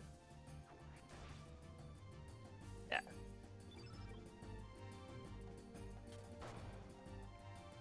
Oh, he's transforming. So, I wanted to get more stamina for Lynx first. Anyway, when he dies, he transforms. This boss comes out. Now, an interesting thing is, in terms of how the game is coded, this boss is actually in the battle the whole time. He's just not visible or targetable. What that means is his AP cycle is going the whole time you fight the first phase. So he can actually attack as soon as he comes out, whereas any other boss cannot. Normally when you start a boss battle, bosses cannot attack the first round of combat. Only non-boss enemies can. This is one of the rare exceptions where a boss can come out and immediately hit you. Okay. Fire breath hurts. Something else I noticed, I don't know why I never caught on, is this is fire breath, the little form of this boss uses a tech called fiery breath with a Y. Not at all important, but I thought it was cute that the small guy calls it fiery with a Y. Sounds like a little cutish. Anyway, it has 9 AP. So if we use all of Lynx's stamina, he can act after 2 more units of time at the fastest. So yeah, we can just 1-3-3 with Lynx and 1-3-3 with Norris. I think that's fine. Notice 700 damage per swing almost.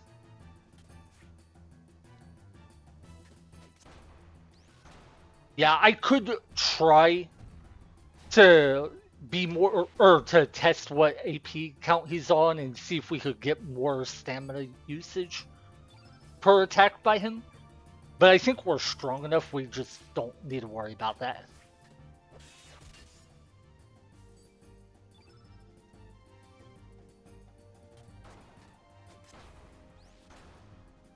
Alright. This is his second fire breath. I think Norse survives this, but dies to the next hit. Okay. Also, the boss just used enough red techniques that the last black slot in the field vanished, so Lynx will deal a bit less damage now. But it doesn't matter. This is why getting the Master Moon is so useful. We tried this fight on stream, I think like 5 or 6 times, and I tried it some more off stream and struggled quite a bit with it. Here, we do it first try. Honestly, I probably should have fought this boss before the Green Dragon. Oh. For a second, I was worried the game froze. It was being very slow. So yeah, we probably should have fought this before the Green Dragon. I don't know why I thought this one would be the more dangerous of the two. Anyway, 52 strength on Lynx, 48 on Zappa.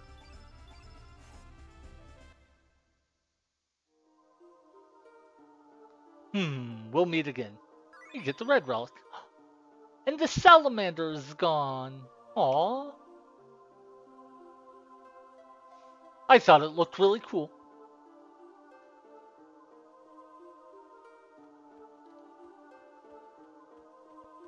By the way, Lynx was healing that entire battle because of the Master Mune, and I don't think I noticed at all. It's 1 point of health for every unit of time, and in this run, that's just 1 point health for every stamina we use. And battles go fast enough that it just doesn't really mean much.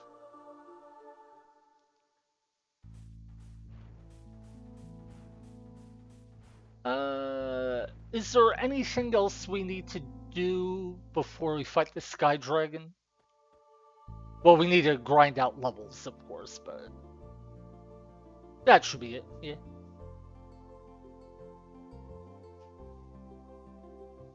If Surge gets a point of strength from these, from this mini stat gain, I will be just shocked. Because that would be 54 strength after the Sky Dragon that he would have. And I think 54 is actually pretty high strength for, like, the end of the game. We have definitely had some nice luck and stat gains during this run, so I'd be curious to know how much harder the run would be or how much easier it would be with different stat gains on different characters.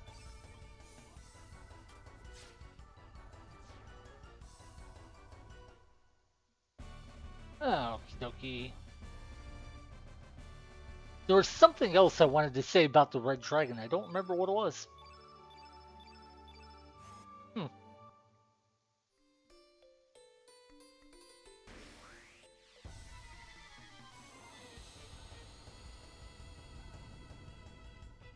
Yep, don't remember. Oh well. There's lots of interesting things to learn about the specific details and nuances of how the game works. Today I heard about a bug that I had never heard of before.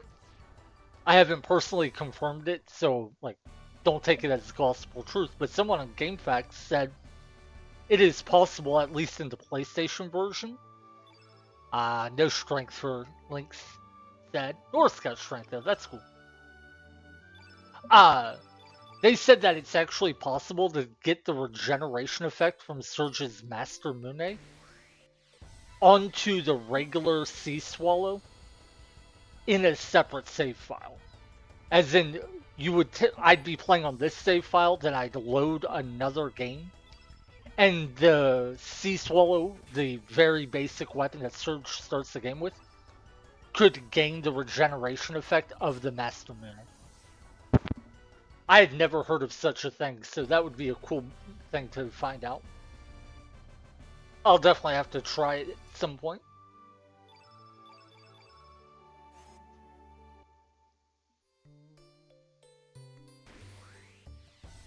Alright, this should be the last fight for these guys.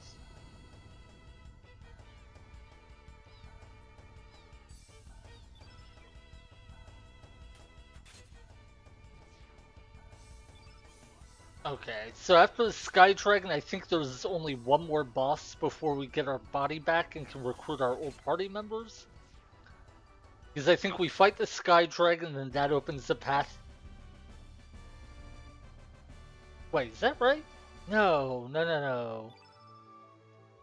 I think we fight the Sky Dragon, then we go to Fort Dragonia, fight Dark Surge, and then we have to fight bosses. Wait, do we get our allies back when we beat Fate?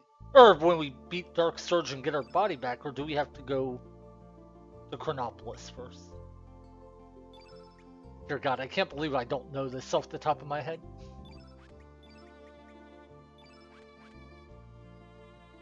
I think it's when we get our body back that we get our old party. Man, I'm really curious what Glenn's stats will be. Because he hasn't been in the party, he hasn't been able to get these mini level ups. His strength may be way lower than a lot of the other party members. I hope it's not super low. Oh god, if he joins with like 30 strength, I will be heartbroken. Especially since he would still deal more damage than anyone else except for Lynx.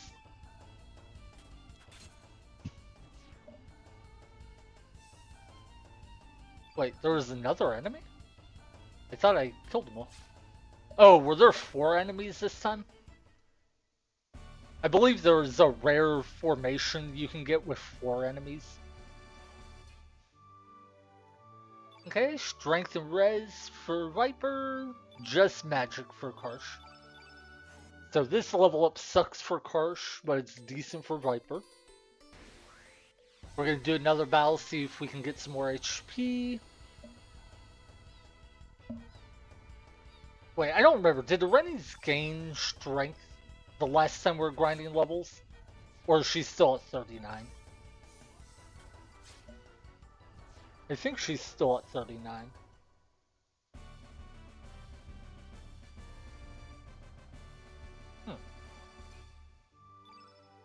Yeah, 1 HP, so let's head out. Yeah, as you progress through the game, if you're constantly grinding these mini stat levels, or mini stat gains, the amount of stats you'll get as you go tends to drop. Yeah, Rennie's is still at 39. I don't think any of these characters are relevant.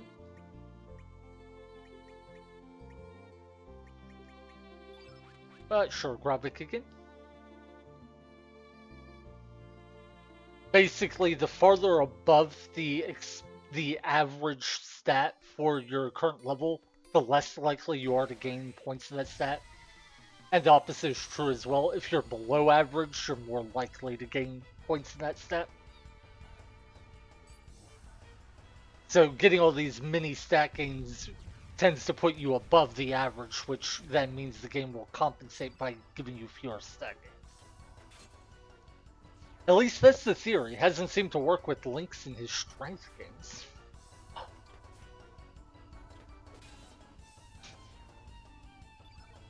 Also, look at Lynx's HP. I think we've healed for all of like maybe 30 health in grinding these battles.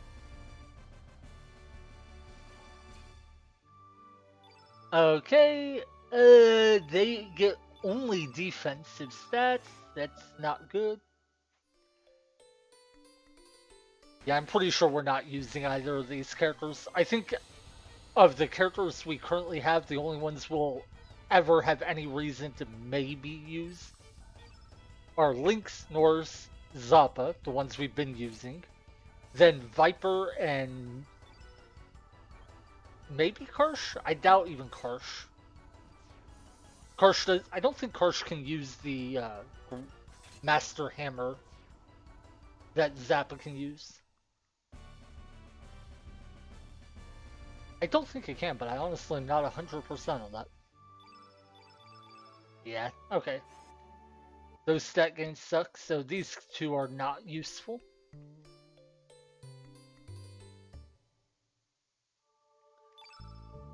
So let's heal up and... Wait, which world is this Sky Dragon in?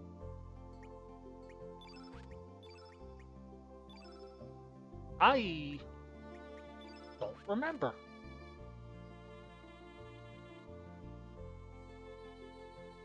Weird, why can't I remember which world it's in? Hmm.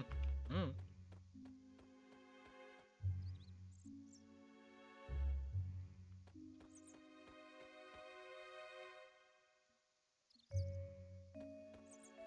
Alright, well, we heal up.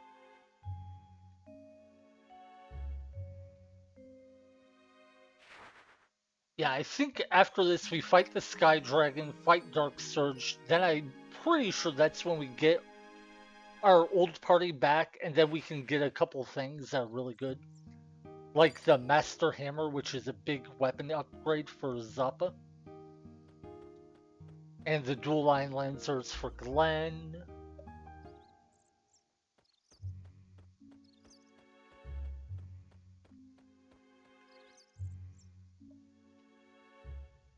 Hmm.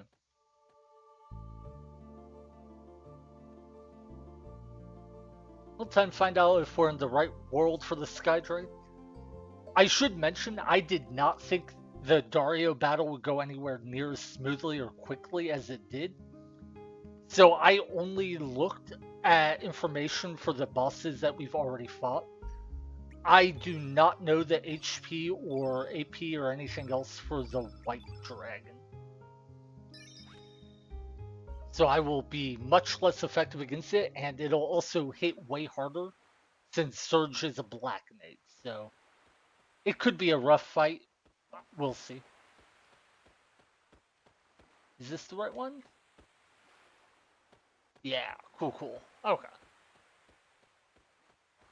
Yeah, we tried to fight him yesterday, only for me to realize that you have to beat the other 5 dragons first. You can do the other 5 dragons in any order, but the Sky Dragon always has to be the last one. Well done. Thou hast gained the protection of the 5 dragons. Let me test thy skills to see if thou art truly worthy to enter the Sea of Eden.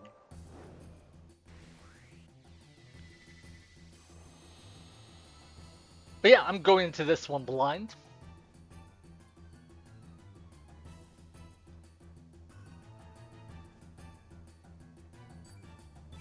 I think this is the dragon that looks the closest to Western style dragons. I really like how they made each dragon look very different. Oh my god, 1600 damage off those two? So that was what, like 1800 total damage, I think? Or like 1750?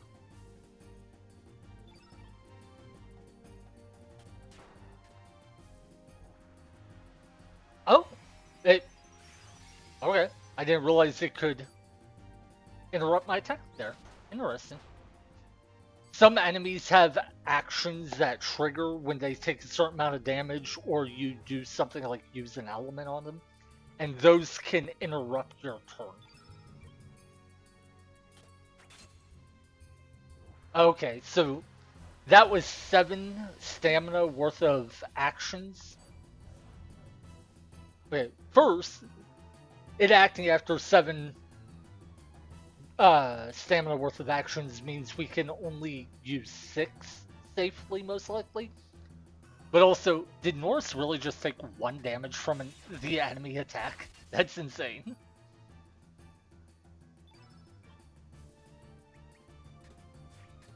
Norse's damage here is not really relevant, but I'm definitely wanting to do the 2 threes so Lynx gets more stamina back.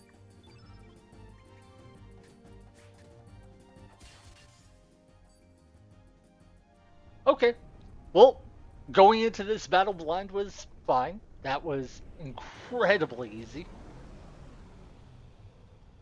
Turns out with the Master Moon, Lynx deals a lot of damage to white innate enemies. Nice. Okay.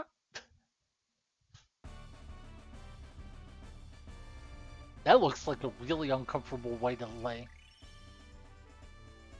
HP and resistance, HP strength resistance magic. 37 physical resistance is pretty good. Though honestly, I prefer points of magic resistance. Thy skills, I acknowledge. I will grant thee the protection of the Sky Dragon.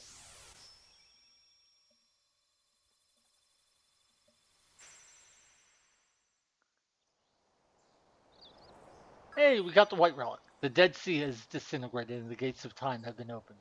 With the divine protection of the 6 dragons, venture deep beyond the pearly gates across the dimensions.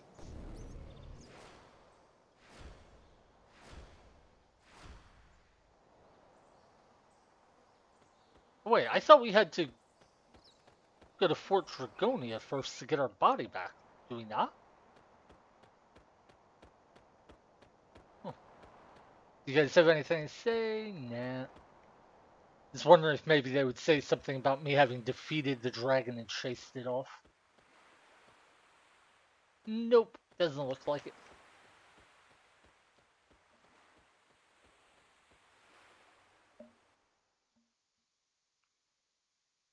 Alright, so it does look like we're in for a bit more grinding since we just took down another boss.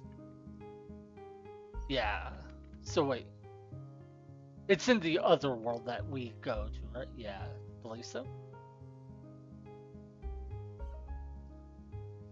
So we'll grind some stats and then we'll hop dimensions and go. I guess we. Weird. I really did think we went and got our body back after. Hmm. Oh, maybe it's gonna be one of those things where like we go there and they're like, "Oh no, you can't come here yet. You need to go get your body."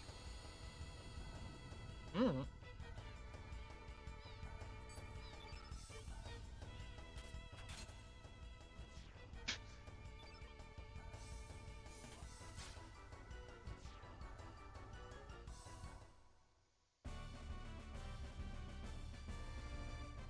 This is the most tedious part of the run, of course. Hmm.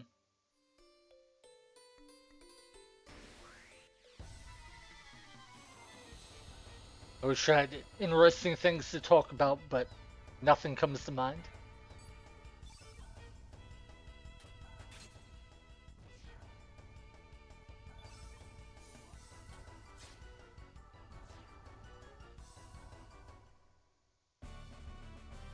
Yay!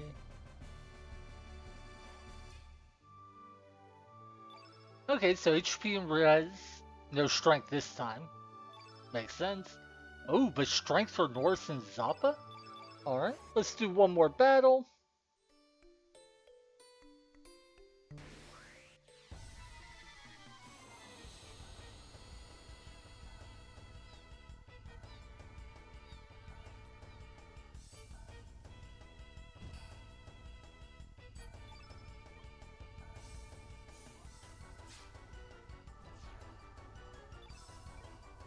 Let's see.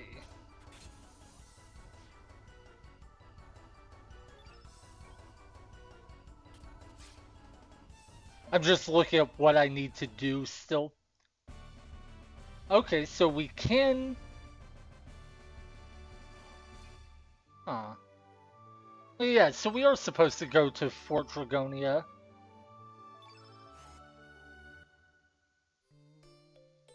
Okay.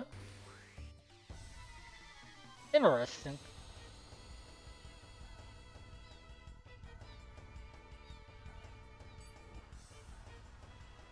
I guess it must be that when we go to the Sea of Eden, we'll get a message telling us we can't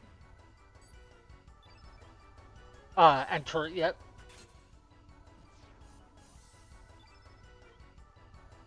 Oh my god.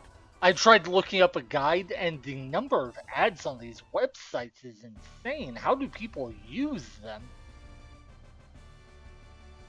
At least on my phone, it is borderline unbearable.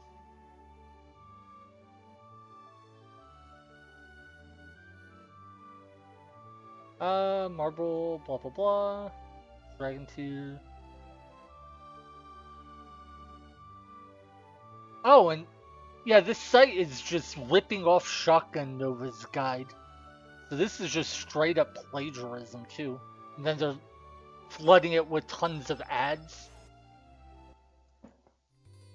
Or wait, it's maybe that's not plagiarism. The website was IGN, and I think did IGN buy GameFAQs? I think it might have. If they did buy GameFAQs, then obviously it's not plagiarism for them to show content from GameFAQs.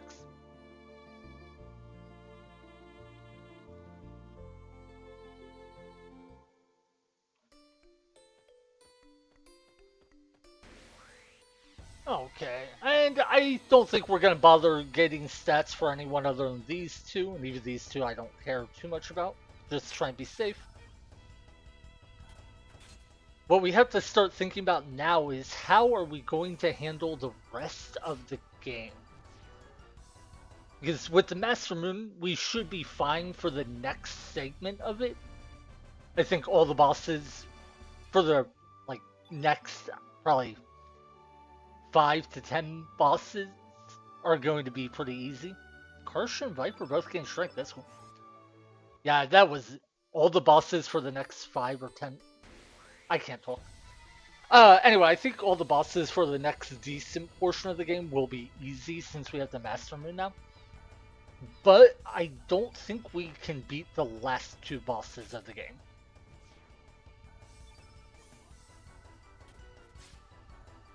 Because the last two bosses are the Time Devourer and Dragon God, and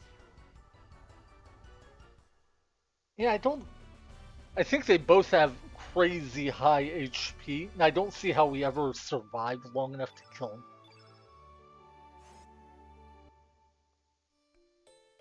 them. We can farm a bunch of power seals to boost Lynx's damage even further. Let's see. I think each phase of the Dragon God fight is 2000 HP, roughly. If we're doing, say, 600 damage a swing, which is what I think we did to the green and white dragons, 600, we would need like 2 full rounds per phase? There's no way that works, right? Maybe we'll get our damage high enough that we can kill it faster? I don't know, I guess we'll see when we get there. I'm just trying to think about what we can maybe do to prep.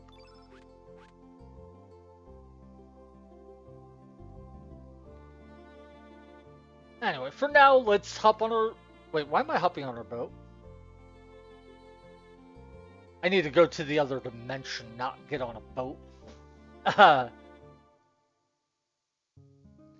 So yeah, we're gonna go to Homeworld, go to the Sea of Eden, and I think it'll tell us that we can't enter it without getting our old body back. And then that will direct us to figure out where to go next. And I think we may have to go to Goldove before we can go to Fort Dragonia. Because I think we may need to talk to Stina again.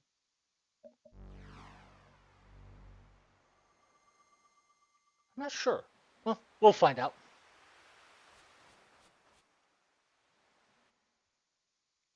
Part of the fun of these games is just figuring out what to do and where to go.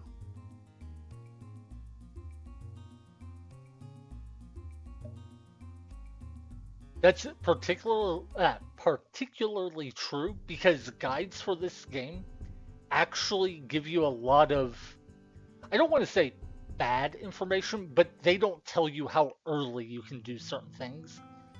A lot of the time, the guides will say to do something at one point when you could do it much earlier.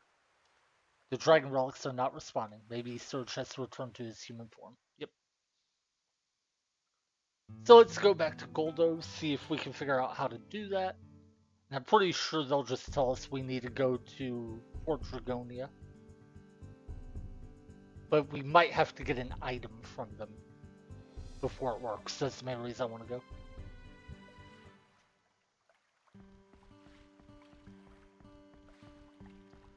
But yeah, I noticed a lot of the guides, for instance, don't tell you how early to go to Dario. They say to fight him much later than you can. I have not seen a single guide that tells you when you can recruit Skelly. Actually, it's not just Skelly. There's several characters where you can recruit them as Surge or Lynx, but not both. And as far as I know, guides don't tell you that. So there's lots of information you can learn that you can't just read in a guide. As promised, I will lend you the dragon tier. I shall accompany you to the fort as well. Okay, yeah. Yeah, I think she did say to get the 6 dragon blessings, then come see her. And I think I just forgot. Uh, 31 strength. Wow. Yeah, completely worthless for this run.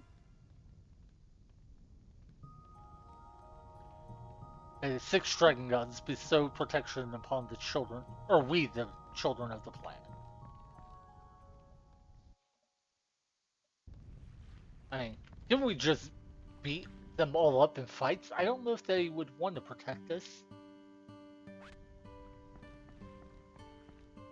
Oh yeah, we get to ride the zip line. Yay! Wait, you won't let me ride the zip line without going to the other one first? Don't need to learn about it. Blech. Whatever. We'll take the slow route.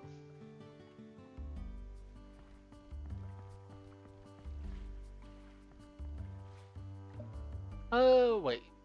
Can we heal in the hospital area? I think that's where you go to heal. Or do you go to Korsha's place?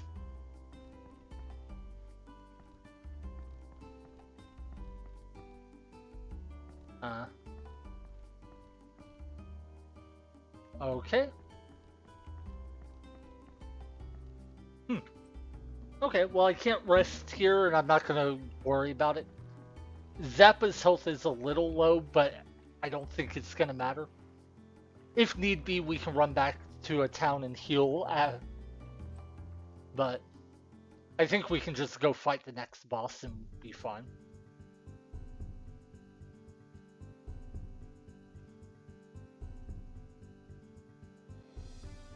Yeah. I was stopping to think if this is the right world to be in. Let's save. Yeah, Zappa's missing like 80, I think 82 health.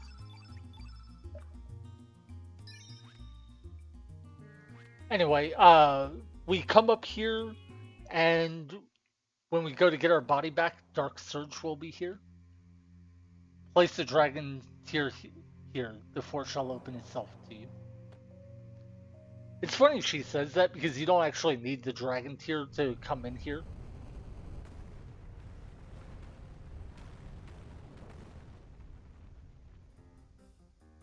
Wait a second.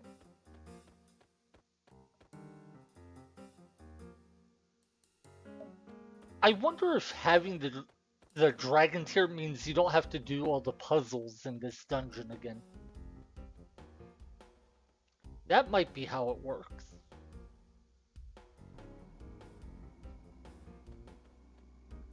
I can't tell.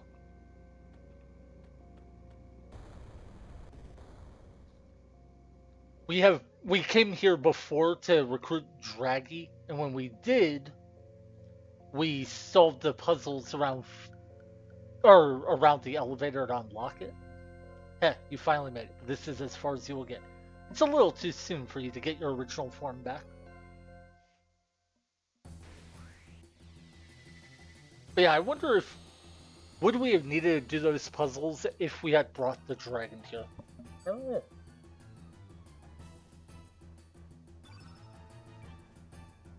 And I have no idea how fast he moves or how much HP he has. That's 8 stamina before he acted.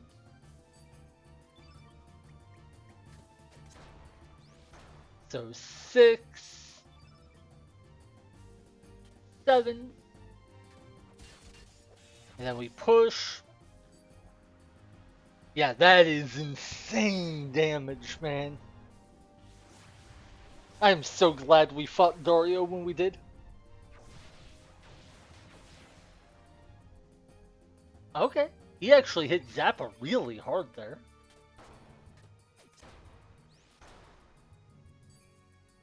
I don't remember if Zappa has any defensive equipment or not.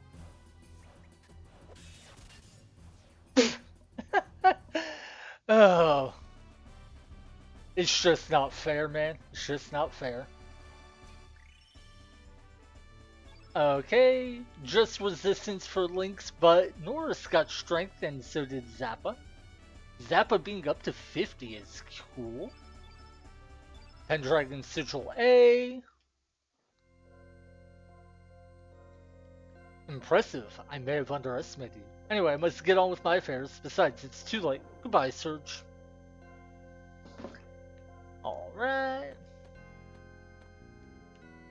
Guess we don't need to use that. We just hop on the elevator, I guess. Go up.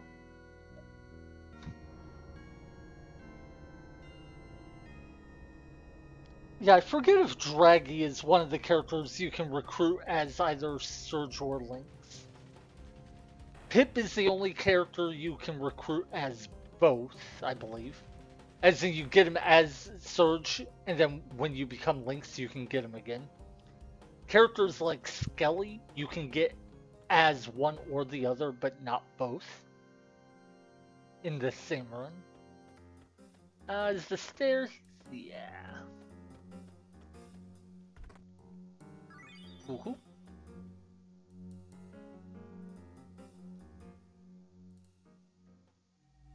Okay, yeah, so we don't have to deactivate the pillars since we have the dragon tier. Cool. Trying to remember who else it was.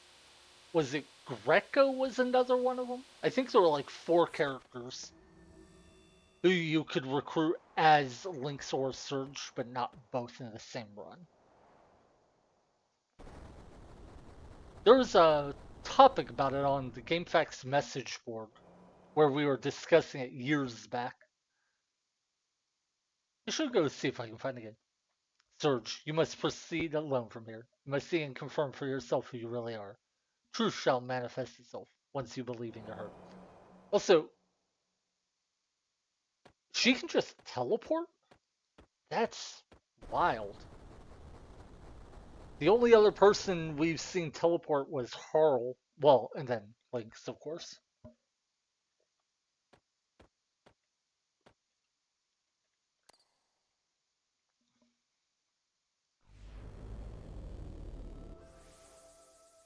All life on this planet was born in the sea.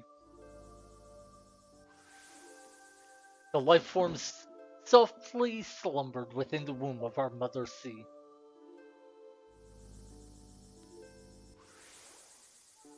Until eventually they developed free will and were able to swim about the ocean freely. Then there came those that, not satisfied with life in the water, looked up from the ocean floor toward the blue skies and dreamt of the feel of the land. Aeons passed before their preposterous dream became a reality, and they rose up from the seas onto the earth. The land became full of all kinds of creatures. Among those, the dragon lizards and the more evolved reptiles thought they would reign over the earth forever. And for a long while it seemed that they would. However, the unforeseen coming of the mighty one from the heavens suddenly smashed their kingdom to pieces. That one was known as Lavos, the Great Crimson Flame. Wielding absolute power, Lavos buried the dinosaurs, the kings of the land, in the space of a night. However, the timid apes who had lived hidden in the forests came into contact with the crimson flame that fell from the sky and evolved into humans. Or perhaps it was not evolution, but transformation. In this way, humans increased in number and filled the earth. The fearsome progeny of Lavos, who, like their progenitor, began to devour our mother planet.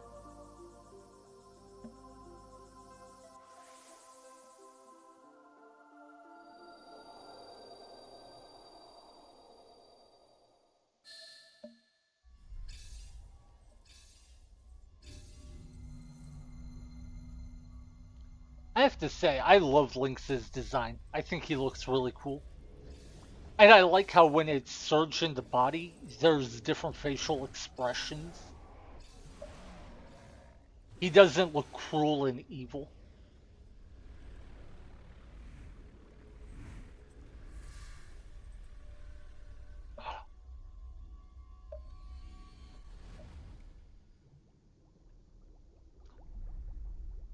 Baby Surge.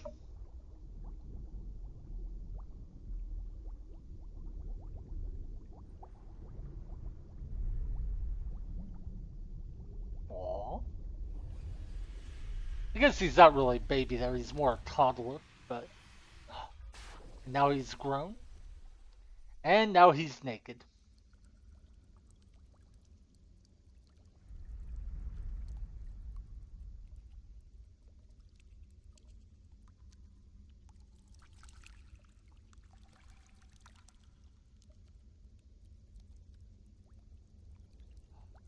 And he has his body back. Yay! But what about his clothes?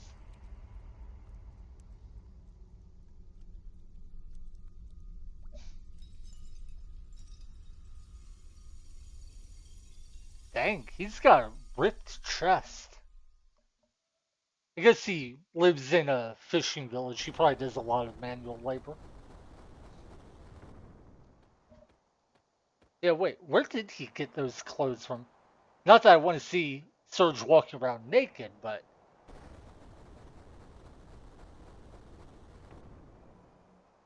hey, seeing teleport again. You have regained your identity without being led astray. Your eyes, which foresaw the truth, shall help you regain your trust among your comrades. There's nothing we can do about the dragon tier. Its shattering result does not come as a surprise. However, you also carry the fate of the dragon tier from another world. The broken pieces of love and hate, although contradictory, they are the two sides of the same coin. A mysterious force may come to light when the two pieces are united. Perhaps this force will be the legendary Chrono Cross. I think this is the first time the game ever mentions the Chrono Cross.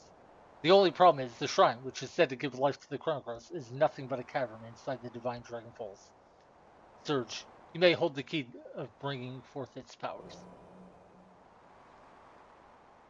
Oh no, the dragon tear shattered, but transformed into the tear of love. Don't think we can go back in there, can we? Wait, can we go in there? Hmm? I don't think there's going to be anything in there, but let's check it out.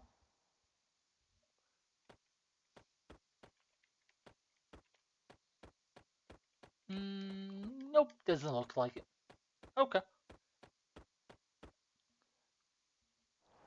Now, we have taken quite a bit of damage, so we want to heal.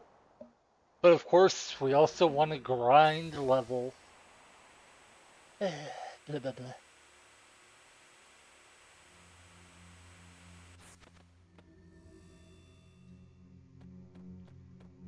One unfortunate thing of Master Mune making battles so easy is we keep finishing the boss battles quickly and then having to run back and grind stats.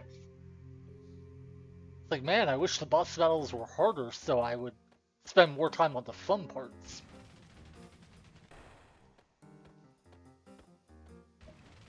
Okay, so after this, I think we fight the three Vitas. Normally, which order you fight the three Vitas, they're bosses that are coming up. You can fight them in any order, and normally which order you fight them in matters quite a bit. Because the order you fight them in, specifically the last one you fight, determines what treasure you get. And one of them can give you the Vigor element. You can only get one in the entire game, and it's only from that one boss. And you have to make sure you fight it last.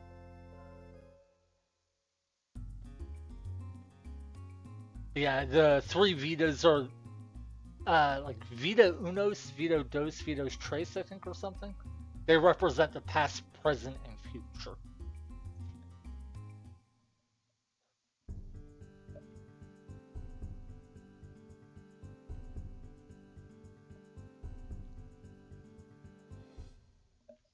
And yeah, we're not going to grind stats for anyone except for the three characters we currently have, then Karsh and Viper.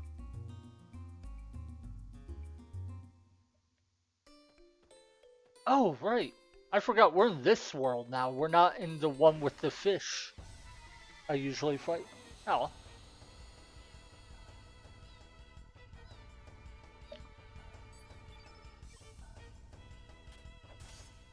But yeah, we fought 2 bosses in a row without healing and didn't struggle at all. That's how good the Master Moon is. It also looks pretty cool. Ooh, some HP.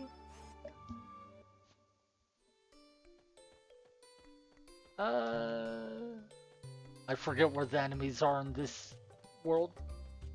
One down there would be a pain to get to, so let's go this way.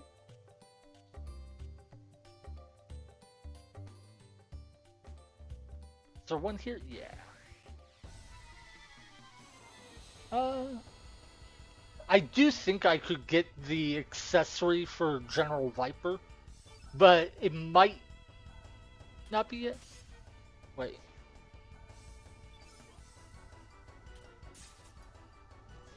Wait, do our party members automatically rejoin? I didn't even check if they had joined back yet or not. They might have. I thought there would be like a dialogue saying they joined, but next time we go to the world map, I'll check my party roster, see if maybe everyone's back. Hey, no! What map? That's not what I wanted to do. Okay. If everyone's back, we'll definitely start grinding with Glenn whenever we grind stats. And I wonder if anyone else would be worth using. I doubt anyone else that rejoins will be close to Zappa or Norris in terms of strength, but we can check.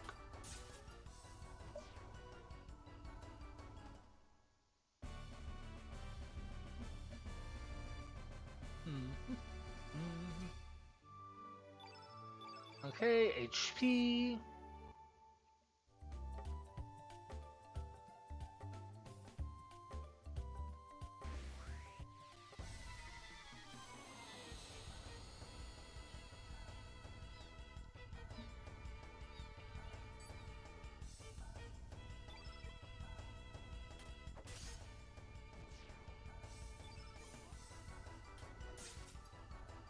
Yeah, one of the best things about high tier weapons like this is you get maxed out accuracy without needing accessories. I was just looking at how Surge's chance to hit was 72 on his threes, even though he has no accessories that boost accuracy.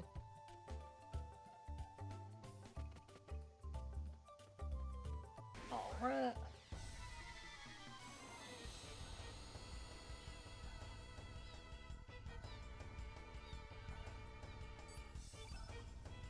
Oh wait, can we go get the Master Hammer now? We might be able to. So I want to, because that would be huge.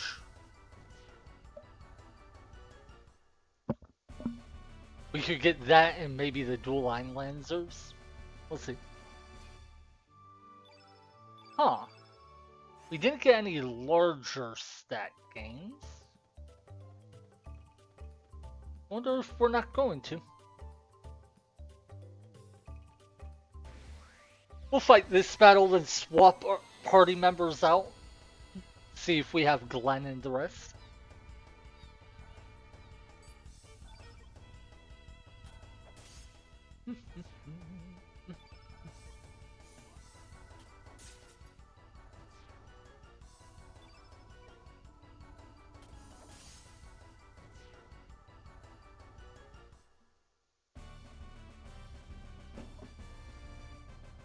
This is such a tedious process. Okay, yeah, it looks like we're not getting any stat gains this time around.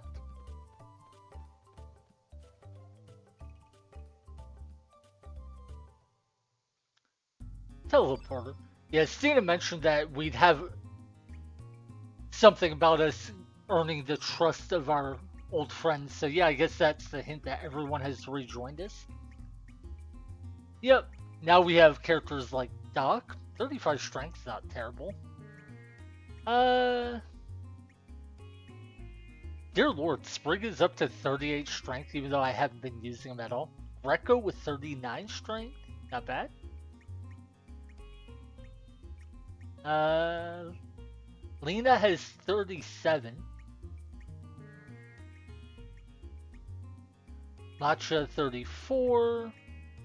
Glenn is the main one we want to care about. Poshal's 37.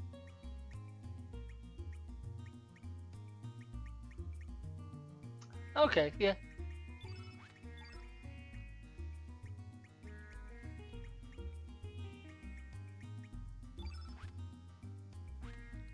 Let's go fight one battle with these guys, see if they get any stats.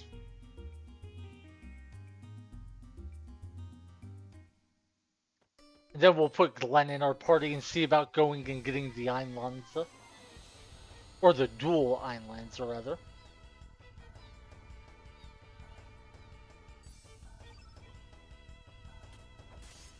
Oh wait, I should have unequipped Norse and Zappa. Well, I'm not sure. Do I use Norse or do I use Zappa? That's an interesting question. Who would be better for my third slot? I think if I can get the Master Hammer, Zappa might actually be the better of the two. Ooh, 3 HP for Karsh. Nice. Let's go fight another battle then. Ah, wrong direction. But yeah, I think this is one of the levels where you don't get big stat gains.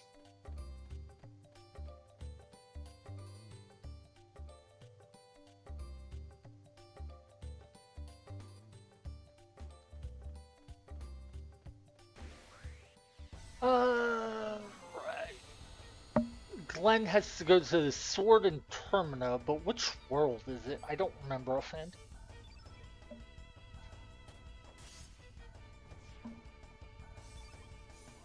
I think it's Homeworld.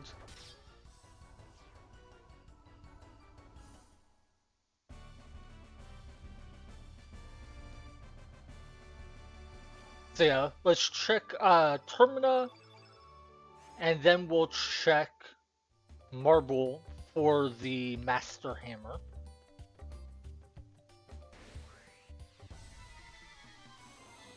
And then, while we're in Termina, I can check, I think Viper's special item is in there. I might be wrong.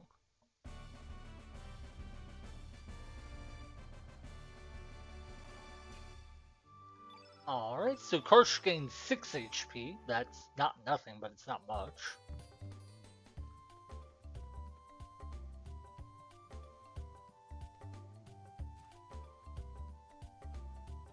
Okay, so we're not getting any big stat gains. I should still probably level or have a Glenn fight a couple battles so he can get HP, but I'll worry about that in a minute.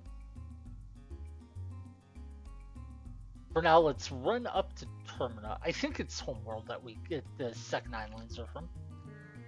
In the meantime, though, let's throw the Einlands on Glenn.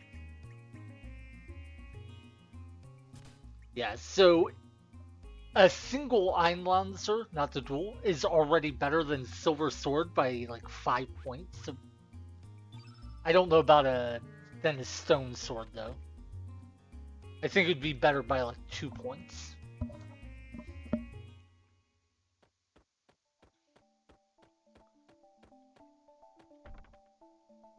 First things first, let's check the inn. No, I'm not gonna listen. Okay, yeah, I think it's Termina in the other world that I can enter that doorway in.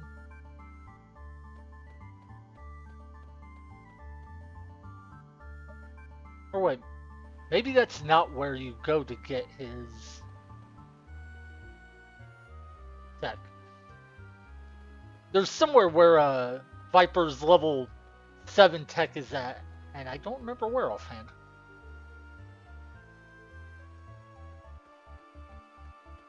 I don't think I've ever used Viper in my entire life, other than maybe like what I've done so far where I just grinded some stats on.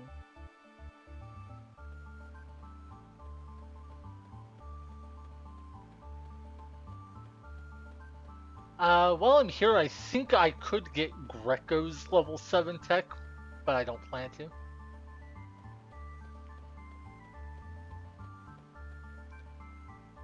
So is this the correct one?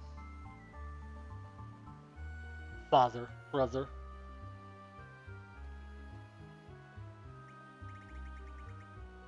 Remember. Okay, no.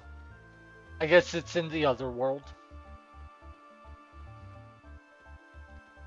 I kind of wish the two worlds were more visually distinct, so it would be easier for me to remember what is in what world. Anyway, we'll go over to Marble, check if I can buy the Master Hammer there, and then we'll hop over into the other world, which should be the another world. I hate that they're called home and another. I'd find it so much easier if they were like A and B or something like that.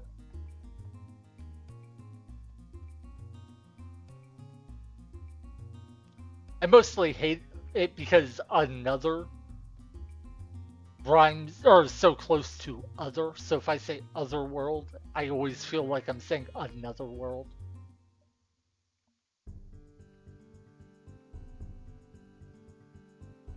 Okay, yeah. I don't think this is the right one. I think we want to come here in another world. But let's find out.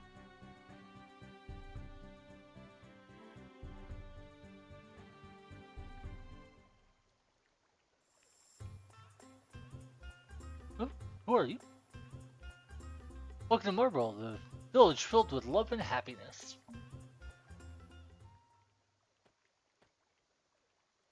Hello, nice to meet you. I'm the doctor's assistant.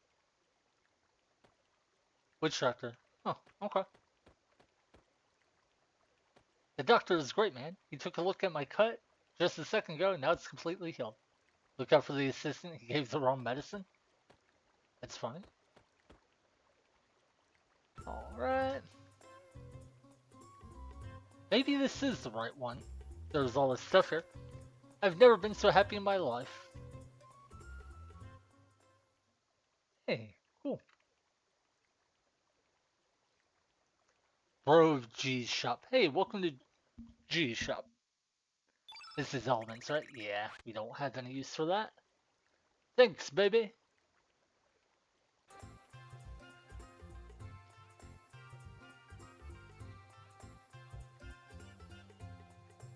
Oh yeah, I never knew it could be so satisfying body and soul. Cool, cool. Everyone seems happy. What's over here? What a lucky guy, that stud muffin. Wonder who he's talking about. It's cool seeing Termina actually does get or not Termina, Marble actually does get rebuilt. Thanks to our concert. I'm the luckiest guy in the world. Ain't that right, honey? Yes, darling. Alright. That was a little weird seeming. Uh... Yes. Why does it pause there? It says Dar pause Ling. That was weird. I don't know if that's a glitch or if it's like if there's supposed to be some sort of meaning to it.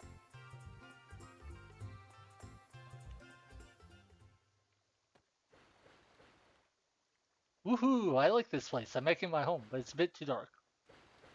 Make a sunroof?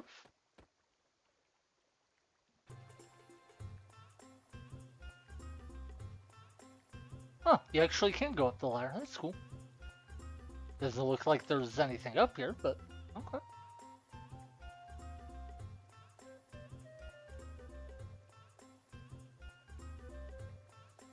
So there's 2 more rooms to check. Hey, Fargo's here. Ah, you were great, matey. Oh yes, I remember that one. But remember when you... Wait, is that the Fargo who is holding you prisoner? If so, it's really weird you're so friendly. How do I get to you? This way. Those two are finally getting along. Yeah, so that really... Everyone's just ignoring that Fargo kept these people slaves. That's kind of messed up. It's weird. The game explores a lot of questions and issues of morality, and then somehow just gives Fargo a pass on being a slave owner. Cool. Maybe it's time for me to settle down instead of these long expeditions. I mean, audacious expeditions. Honey, here's your tea, honey. Thanks. Aha, caught me in an embarrassing situation. Honey, I don't know what that accent would be. There's, accent marks above the E and O. And ist? Is that German? Nice to meet you, I'm Thoma's wife. Oh man, it's embarrassing. Well, now you know, things happen. Sure. Now you know, things happen. I used to use this, but I want you to have it now. Quill and peppers.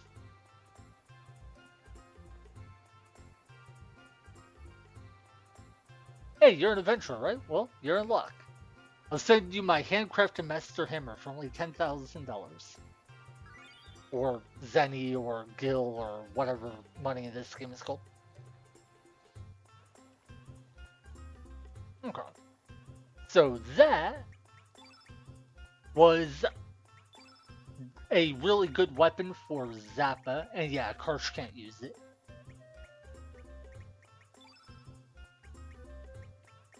We'll unequip him for now, I may use him later, but... Anyway, Master Hammer is plus 6 more attack power, which makes it one of the best weapons we will get in this run. It is only slightly worse than Rainbow equipment, if I remember it. It also is an item we need in order to be able to craft Rainbow equipment. But until we get to... Where do we get it? I think it's Terror Tower where we find our first prism equipment, and we can disenchant that to craft something else. But until then, we can't make any rainbow equipment, even though we have the rainbow material. Alright. Now we'll head over to Termina in the other world.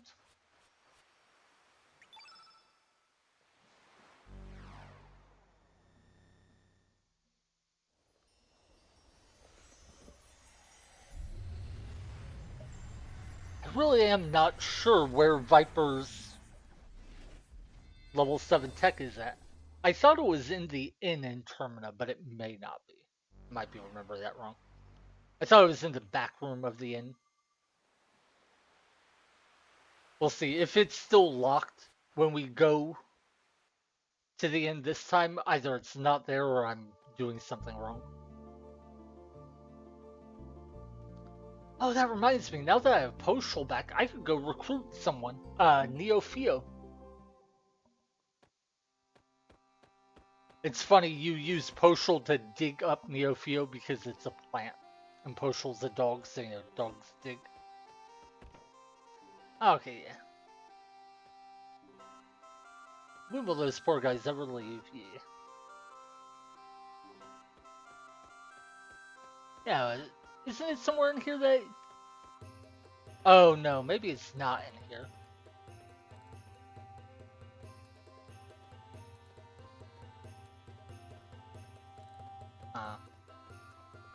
I think it's in a back room like this, but maybe not this particular one. Because, like, you go into it and there's a banner on the wall and you check the banner, I believe. Oh, well. I'll just look it up after the stream or sometime tomorrow and figure it out. Oh, I didn't realize we could come over here. That's funny.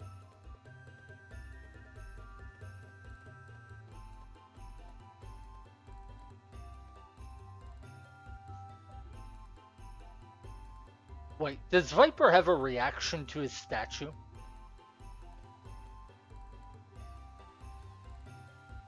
I must have been fooling myself, pretending I was a good lord. I am not worthy of being honored with such a large statue. I am just a fool chasing his own desires.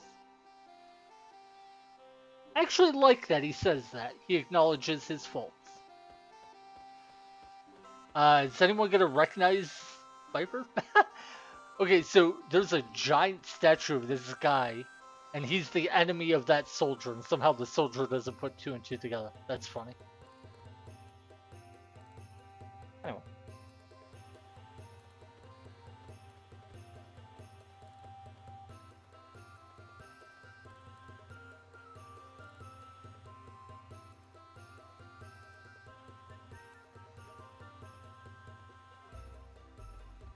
Oh, and I can go recruit Orla! Yeah, I forgot about that.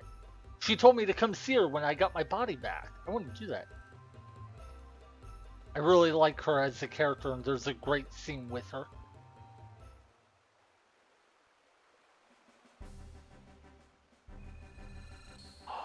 Here it is. The Einlancer is resonating. Brother? Yes, I understand. This sword I will take into my hands, and together we will fulfill our unfinished dream. And now, he has two swords. Woo woo!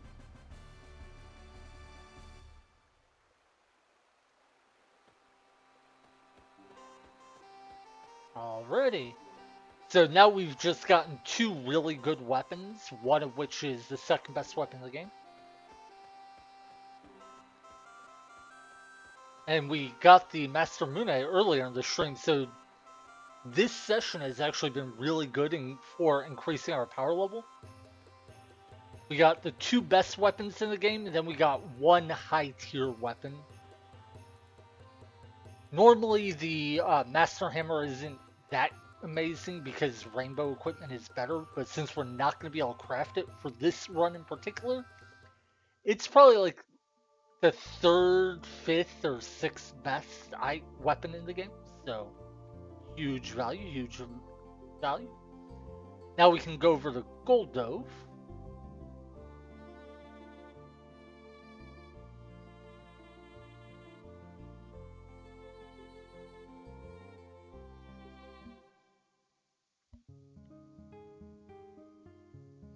I just realized my reload counter was cutting off a couple letters. There, fixed.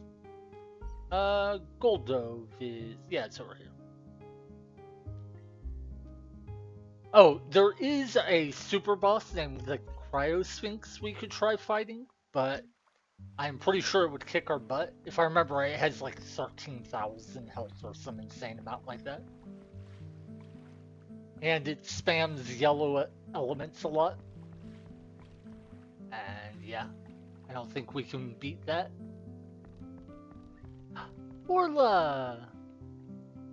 Someday I will find my sister Tia somewhere. Where it's the blue, not the blue relic, the... Did I pass it? Sapphire brooch, not blue brooch. Hey, oh.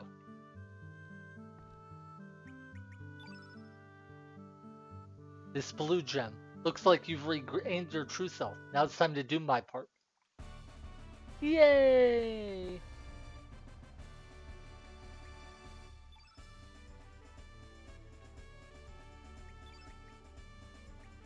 She is one of the potentially strongest characters in the game in terms of physical attacks. But because she joined so late, she doesn't have very high strength because she hasn't been getting those many level ups. Even so, I think she rolled pretty bad. Call me whenever you need help. Okay. And to get her level 7 technique, I forget. I think we have to take her to Goldove in the other world. I think that's right.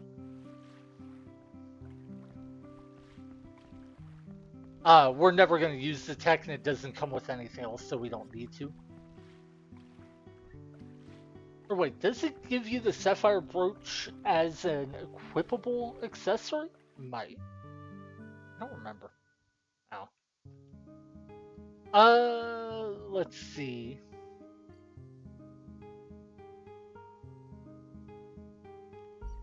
Oh, right. We wanted to get Glenn a couple battles real quick. He won't get any large stats, but he might gain a little bit of HP.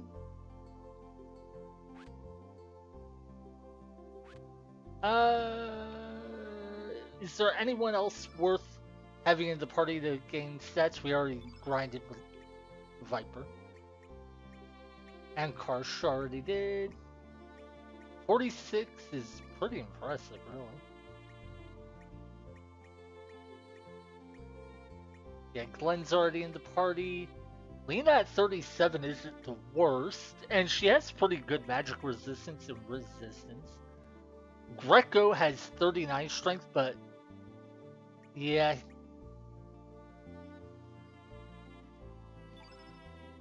Wait. How does Lena compare to Rennie's? Rennie's has 4 more resistance, 2 more magic resistance, 11 more agility, and 2 more strength. So yeah, Rennie's is just better. Now, if I grinded a bunch of mini level ups, over time, Lena might catch up. But I don't really care about that.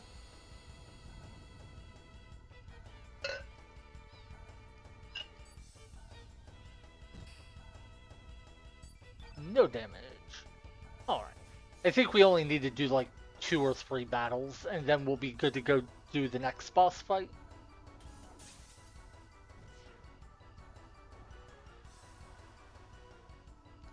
Yeah, I made so much more progress in this session than I expected to. I honestly thought I'd be grinding against Dario for like an hour, maybe even 2 hours. I wonder if I just got really lucky, or if all my practice just helped me find a strategy that was reliable. Okay, only 1 HP, so he may not get any more HP. And even if he does, we probably only need this one battle.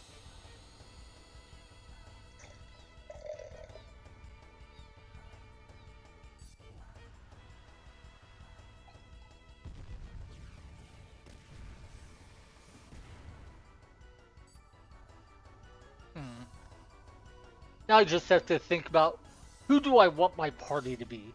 Surge, Glenn, and then for the third slot, do I want Zappa, Viper, or Norris?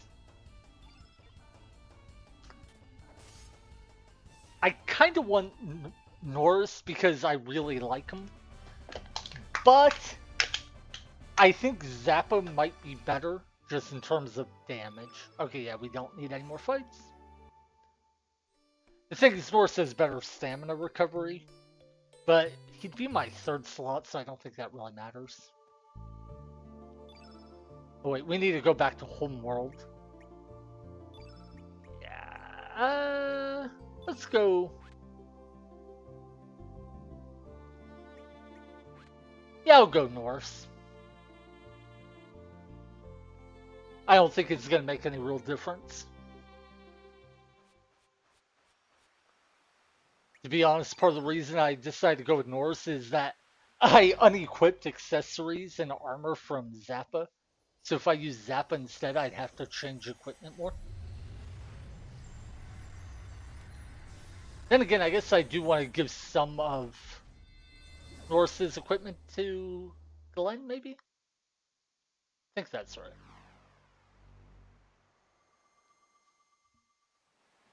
Let's check real quick.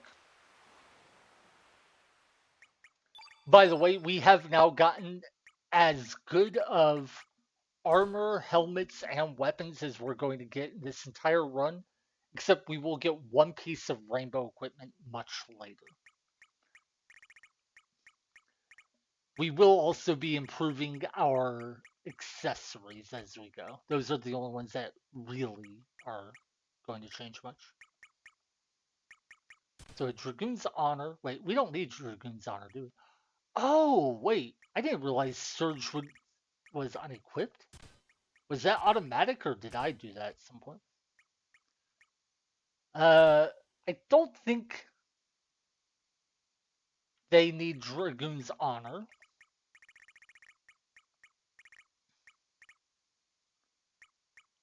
So let's go Stone Helmet, Power Glove. Hmm.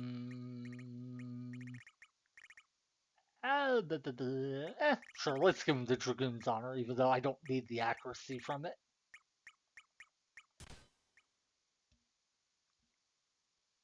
Okay, yeah, that I think is fine.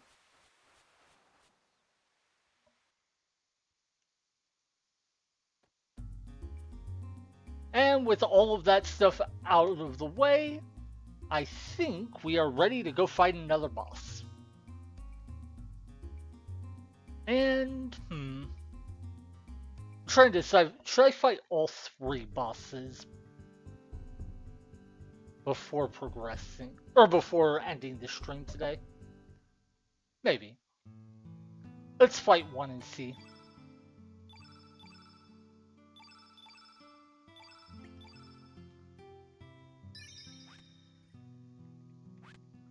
Anyway, Fate Distortion.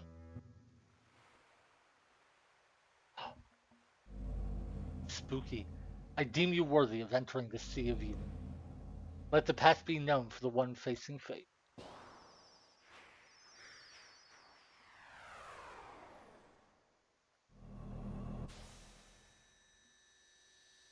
That's pretty cool.